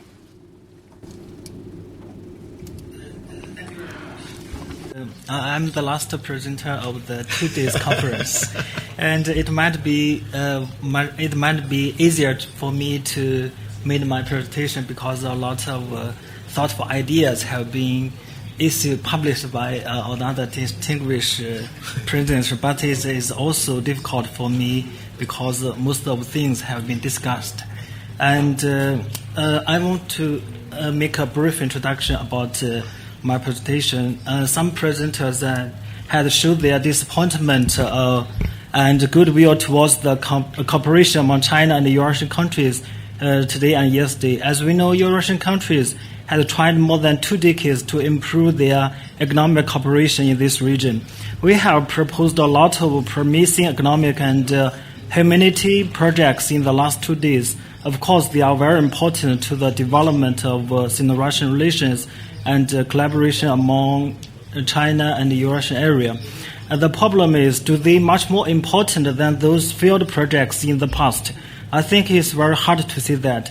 Then how do we assess the process of cooperation in the past and what we can learn from those processes, especially from the failed projects?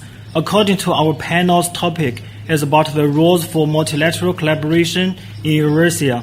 The question would be, what kind of rules should be followed if we hope to improve the cooperation?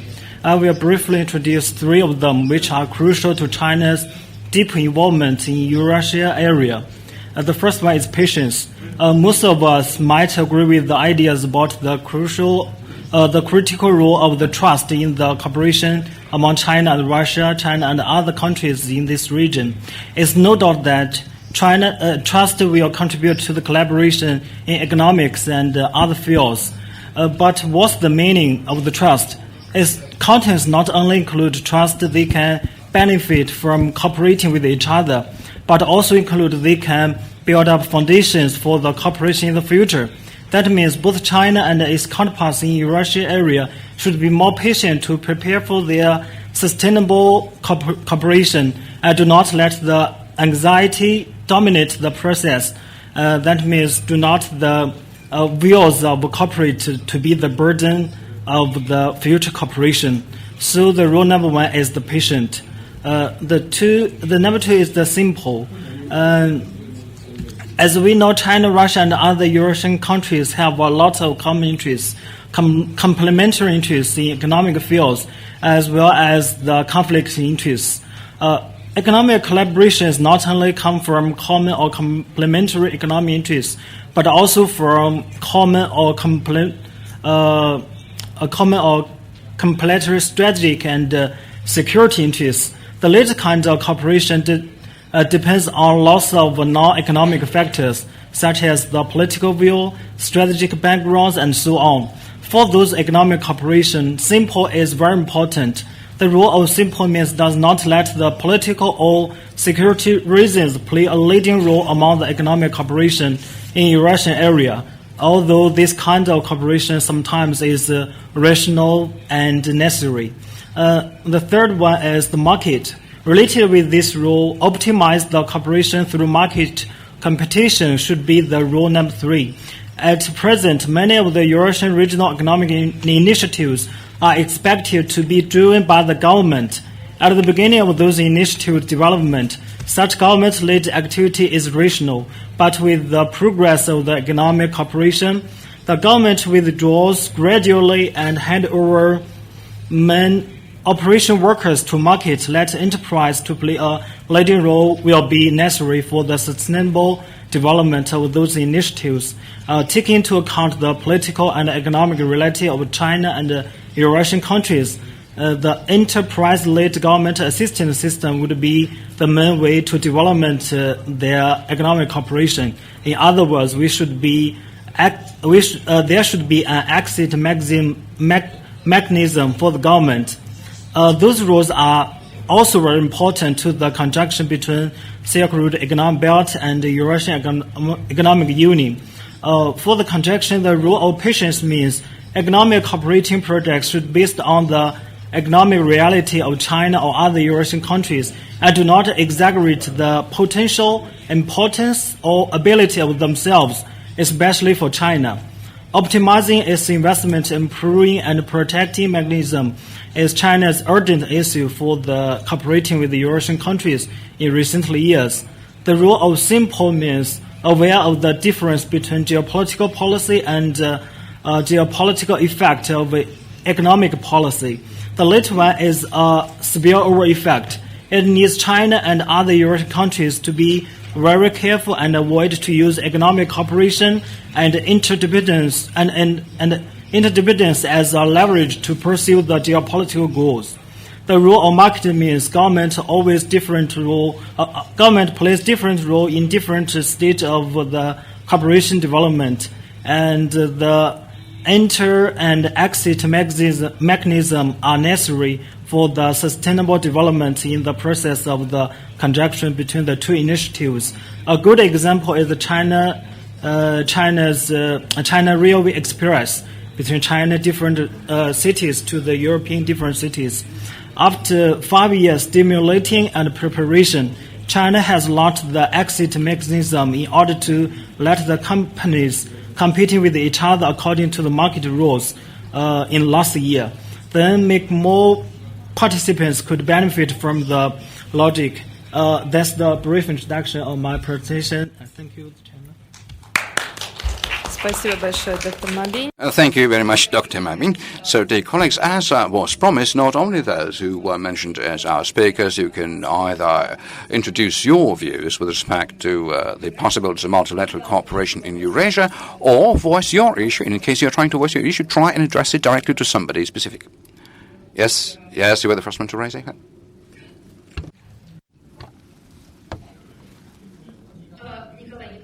Nikolai, you can do it. Thank you. Very interesting discussion.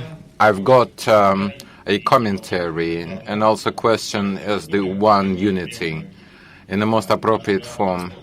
Ludmila, you mentioned the set of the scores of China. Can China benefit politically and have political dividends and have some mileage out of discussed projects? It seems there is a risk that is typical for the team sports. The players have individual statistics, and they accumulate statistics, and they can have teamwork and the total result of entire team. We are in competitive space. What exactly do I mean? The project of Silk Way is very original, interesting, but it has some precedents recently. It's institutional memory, it's the experience of interaction, and it seems that these precedents should be remembered. In particular, there is a project it's called CERES, or CAREC in English, Central Asian Regional Economic Cooperation, or Central. This program of Asian Bank of Development, and it is celebrating 20th Jubilee. It's not actively discussed in mass media. It's rather moderate, but the connectivity that was spoken of in 90s in China participates from the very beginning. It's in the Central Asian countries. It seems that oftentimes this precedent, the 20th year of cooperation that was financed at $20 billion and even more, quite a lot of money. It's not discussed much. Maybe we should discuss it as the positive or negative experience. And related question, in my view, I'll try to do it fast, is the countries, creditors, the donors countries, the recipients, the borrowers country, the borrowers and recipients have it well. We recall Central Asia, creditors are more and more for them. And China was added, the Silk Way was added, and also Islamic Bank of Development, Eurasian Bank of Development, and many other banks. The borrowers and recipients have pleasant situation. You can go to many places, but how is it for the donors countries and the creditors? This competition growing between them, will it be damaging to the quality of funding, quality infrastructure, if the politicization of the credit decisions can be too much? It can overweigh the creditworthiness or the other expediency. If anyone has commentary, it can be my question. Thank you. Thank you. I suspect the question is very complex. Judging by the reaction of the audience, maybe there's commentary and other question.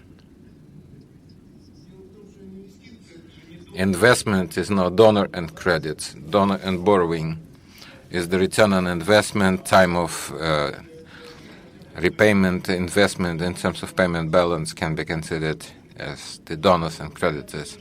I think that big competition is not there. There's competition in the regions that provide favorable terms, and they have big return. That's the problem. I hope there was question. The next. Yes, please, introduce yourself. Hello, my name is Oleg Medvedev. I'm a lawyer, and I'd like to ask a question and propose for discussion the rules of multilateral cooperation. Please notice the investment law. I'm one of the people who in his work is dealing with concrete norms and assessment of concrete risks, and rarely ask questions about geopolitics and global economics, but I'd like to make exclusion. From the legal standpoint, in Russia, only 30% of Russian companies trust Russian legal environment and realize investment projects as the rule in English law. I'm also a lawyer specialized in English law, and I was practicing in London and in Moscow. In China, Chinese law, private law, is not developed. In Chinese law, there is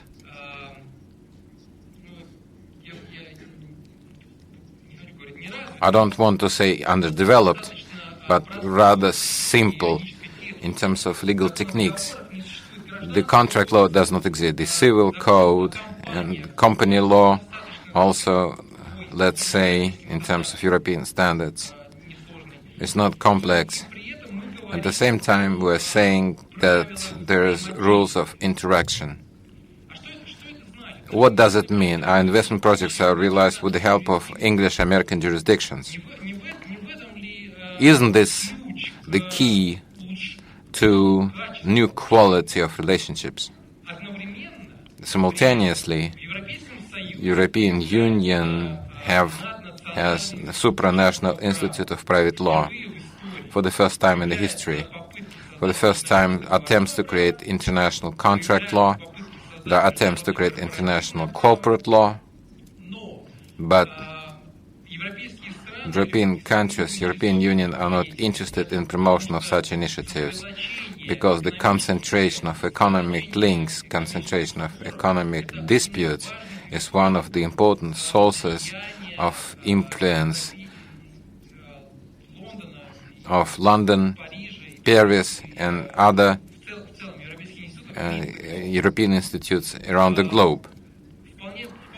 Rather clear what I will say further. The role of Russia and China in understanding of this system is very significant. This is the very role that Russia and China can play. I'm trying to initiate a scientific research project,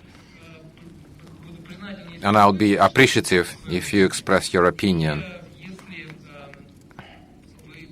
and if you agree with me to discuss it with me. Thank you. Thank you, colleagues. Andrei Rakhmanov, please. To continue the short speech of the lawyer Medvedev, I'm correct? In the Roman law, there is a category, the concept, who benefits. If we look at this mega project, it is necessary to ask this question. Certainly, it is beneficial for China. It is beneficial from the standpoint of promotion of its technologies, increase of its export, and so on. But it is also beneficial for the countries of the Eurasian countries. I recently took a look. There is an index, Logistic Performance Index. And out of the Eurasian countries, number 1 is Kazakhstan. The number is about 87. Russia, Belarus, they are above 100.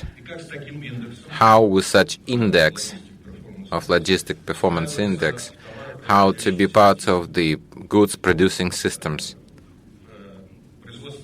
production and the selling chains. And this project provides chance for development of logistics, for development of transport for Russia. It's first of all development of transport system and infrastructure.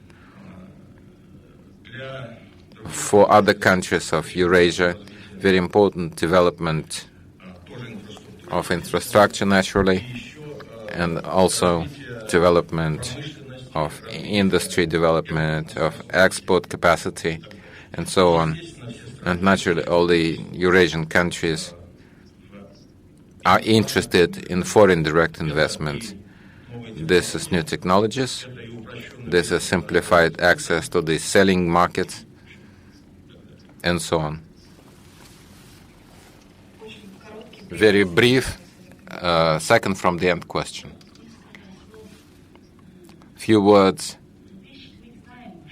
We know that trading and investments and building of industry, all these actions is business. And business not always earns. Sometimes it creates losses. That is, one way, one road, one belt, one road is not always beneficial, profitable for China. And we made indicators of risk in the content of the Silk Way, and we notice there is very high risk. That is why this is a very challenging question. Who is not risking is not winning, so doesn't drink champagne. Only then, when it is beneficial to all parties, especially for those local governments, this action will promote. Only if it's profitable, I think it will be difficult to promote, difficult to implement.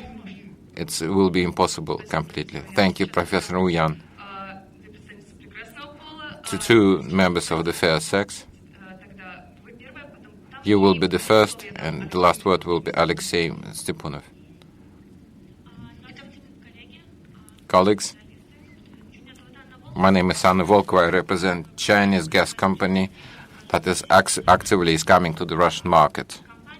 The company produces technical gases, argon, oxygen, nitrogen, and because of this, I heard a lot about the Chinese side is not interested in the Russian industry. Chinese side is not interested in investments. There is no big flow of investments from China to Russia. I'm very surprised to hear this. In practice, I'm faced with this question, how Russian taxation works. And I'd like to ask, within the framework of this model, economical model,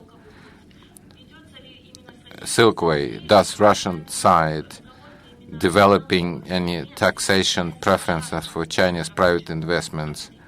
I'd like to point out the accent, speaking of private companies, not about big corporations, not about big projects that are signed between the heads of the states, but specifically about private sector that expresses desire to make foreign direct investments, specifically to the Russian industry.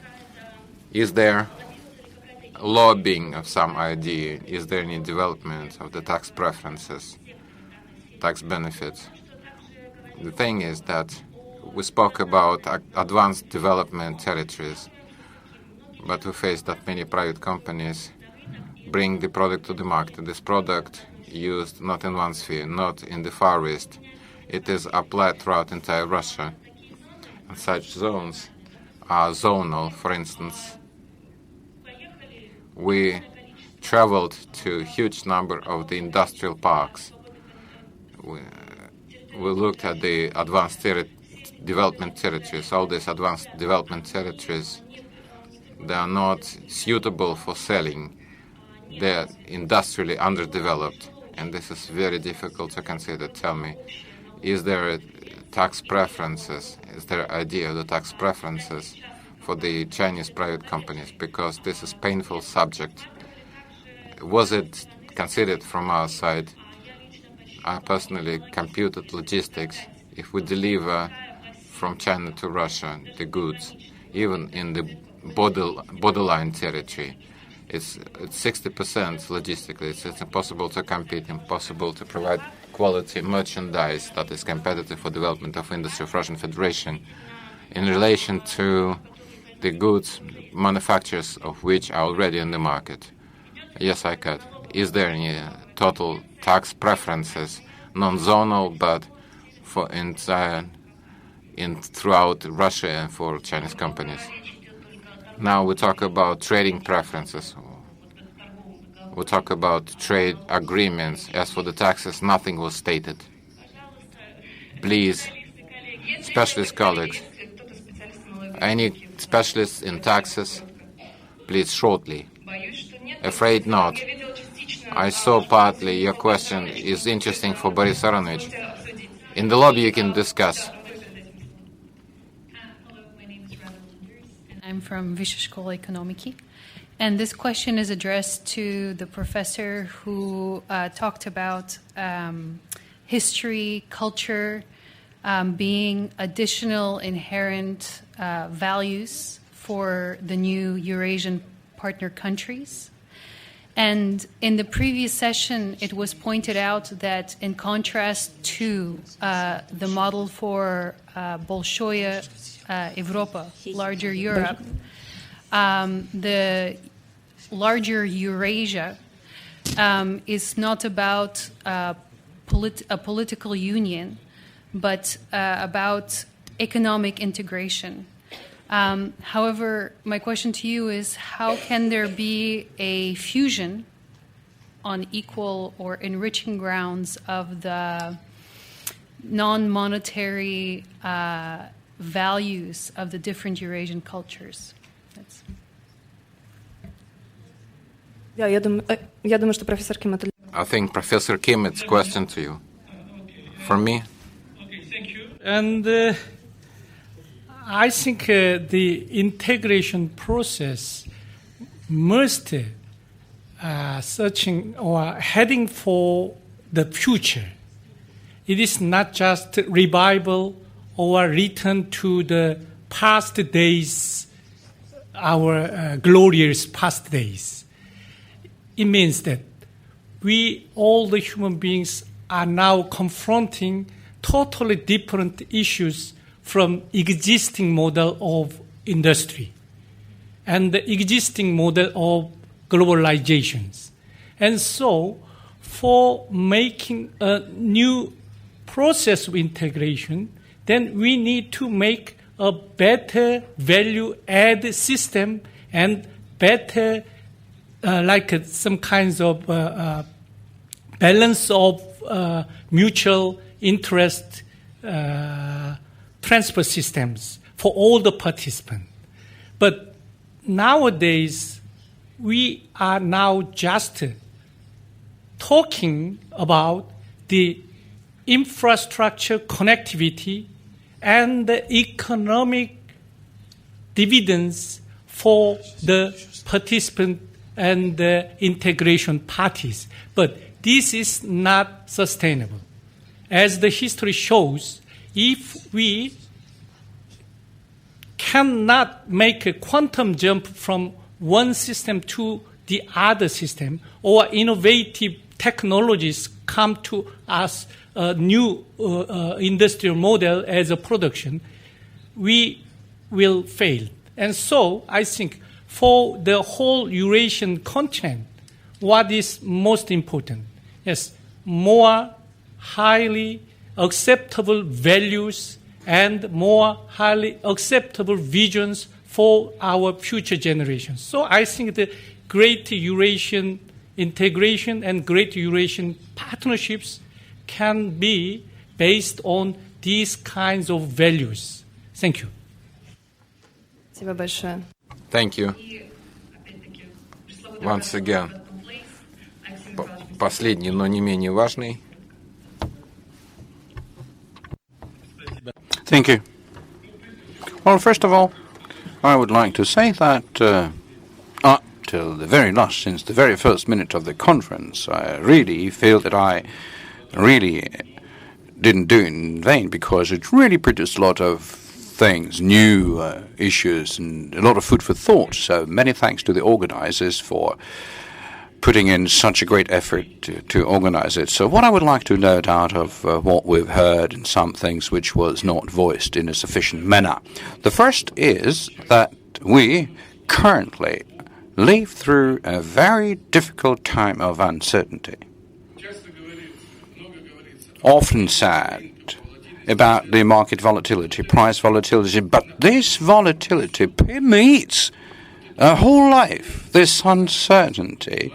It is something what we feel in everything we do. And this is something that carries within an enormous amount of risks which affect our decision-making whenever we think about doing this or that project, including the integration project within the Eurasian space. These risks, we heard many of them, but I would like to specifically touch upon the two of them because practically nothing was mentioned about them. What is One Belt, One Road project? Well, first of all, the evolution is unclear. From the new Silk Route, when it was mentioned that there are a lot of roads,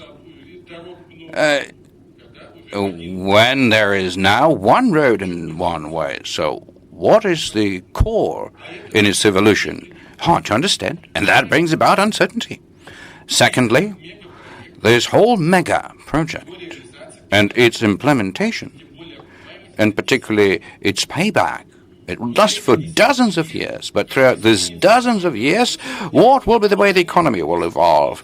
Just a few words today were mentioned about it, that the economy of 2035 is not the economy of the current day.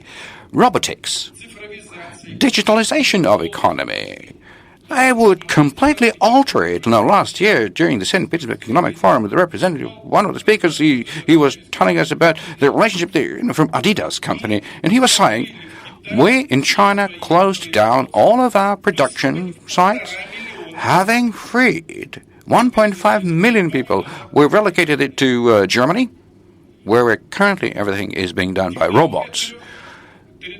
So 3D printing technology. Wouldn't it happen that following the routes which we are drawing up with such a fascination, with all different colors, in 20, 30 years, there will be nothing to transport to them because everything is going to be produced in separate locales, or at least the majority of what we are thinking. Does anybody trying to conceive it? I heard this particular emphasis not in a single presentation. Next, cooperation potential. Of course, the potential in the Russian-Chinese cooperation is huge, including in the energy industry, which I am being professionally involved in for almost now 50 years.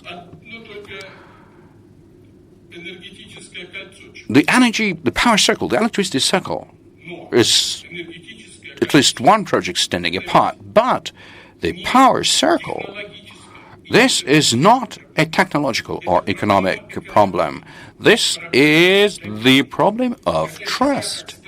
When a dozen countries must trust that nobody in a third or a fifth country will pull down the switch, leaving everybody without power. But this kind of trust may only evolve in between the countries with a similar type of development, with a similar level of development. And I fully agree with Alexander Korolev when he was saying that what kind of complimenting is this when you get raw materials from us and you give machinery back? This is a primitive kind of mutual complementing, something that we may recall from the middle of last century, and in our outlooks we are trying to see what will happen in the middle of this century. I'm sorry to say, but in one of the interviews which was published in the Oil of Russia magazine 3 or 4 years ago, maybe 5 years ago, because time is flying so quickly by, I will describe this particular kind of mutual complementation is when we can definitely be talking about the excellent mutual complementation between the horse and the rider. But the function between them is very different. One is riding, the other is carrying. Therefore, over and above all of these issues is something that we need to work on. And by way of practical suggestion, I propose that one should dramatically expand the cooperation between the research institutions, consulting entities, who could monitor all these processes, as it is fashionable right now to say. And on a timely basis, in as far as the leadership of the country, leadership of the corporate bodies, and the broader public, to provide them with the proper information in order to make proper decisions. Thank you. Thank you very much, Alexei Mikhailovich. Well, now my task is to summarize this session and the whole event, so I will try and do it quickly because we're sitting over now. I myself today was saying that the point of view which is common amongst the Russian experts is that when building a certain Eurasian model of development, China is inclined to cooperate and not only with the Eurasian countries and negotiate in a bilateral format rather than multilateral one. We, of course, have called different names China because of that, but we are overlooking to remember something that Janka Ortel mentioned quite justifiably, so that overall the Russian side also forgets to, consider this relationship in a broader context. We overlook to remember European Union and other partners who, without doubt, do affect our relationship, like very little was said by us about the U.S. factor playing a very major role for China. Everybody is living this in parentheses. Yes, somehow this is significant, but nobody wants to discuss the consequences because it is very difficult to talk about it. And at the same time, over on the European side, there is a certain unwillingness to discuss certain issues and interact within a certain format. This is unwillingness to work with the Eurasian Economic Commission, something that we were able to watch today at the single stage, who was the director of the Eurasian Economic Commission and the Ambassador Ushauskas. This is already a certain step because such phenomena is something that we don't see happening often, at least in some official statements and in some official speeches, when the representatives of two sides may communicate with each other and express their vision of things. Additionally, something that we bore in mind when we were raising certain topics is there competition between different integration initiatives in Eurasia. Judging by the way we were talking to each other, I believe there is some competition, although, again, this was not sufficiently debated in terms of making it a really heated argument, because there is a certain intention to try and unilaterally say that there is only one side of the vision, and instead of developing some single concept, but at least try and concert our efforts. What we hear is proposals of different new initiatives in an endless way. And so right now, summarizing the whole event, once again, I would like to say that it was quite surprising. And despite the fact that in the descriptory part of the conference in our published agenda, we said that recently there took place the Forum of International Cooperation of One Belt, One Road in Beijing, but there were not too many assessments that the forum was able to state, apart from Mr. Putin making a speech, but that was of political significance. But in terms of a more eloquent understanding of what one Belt One Road means something that we were not able to achieve apart from understanding when we should meet in expert formats, when we should hold different events. And in order to find answers to these questions, in order, I don't know, to generate more substance in the project, in this initiative, in order for us to be able to discuss it, for example, be it at the 19th Chinese Communist Party Congress, like some experts are saying, or at some other venue. We'll see. And on behalf of the organizers of the conference, I would like to thank you for being so patient, for dedicating so much time to your participation in these discussions. We're very hopeful that you were able to take something useful out of it, or at least, now have contacts which will be useful to you in your expert communications. Thank you.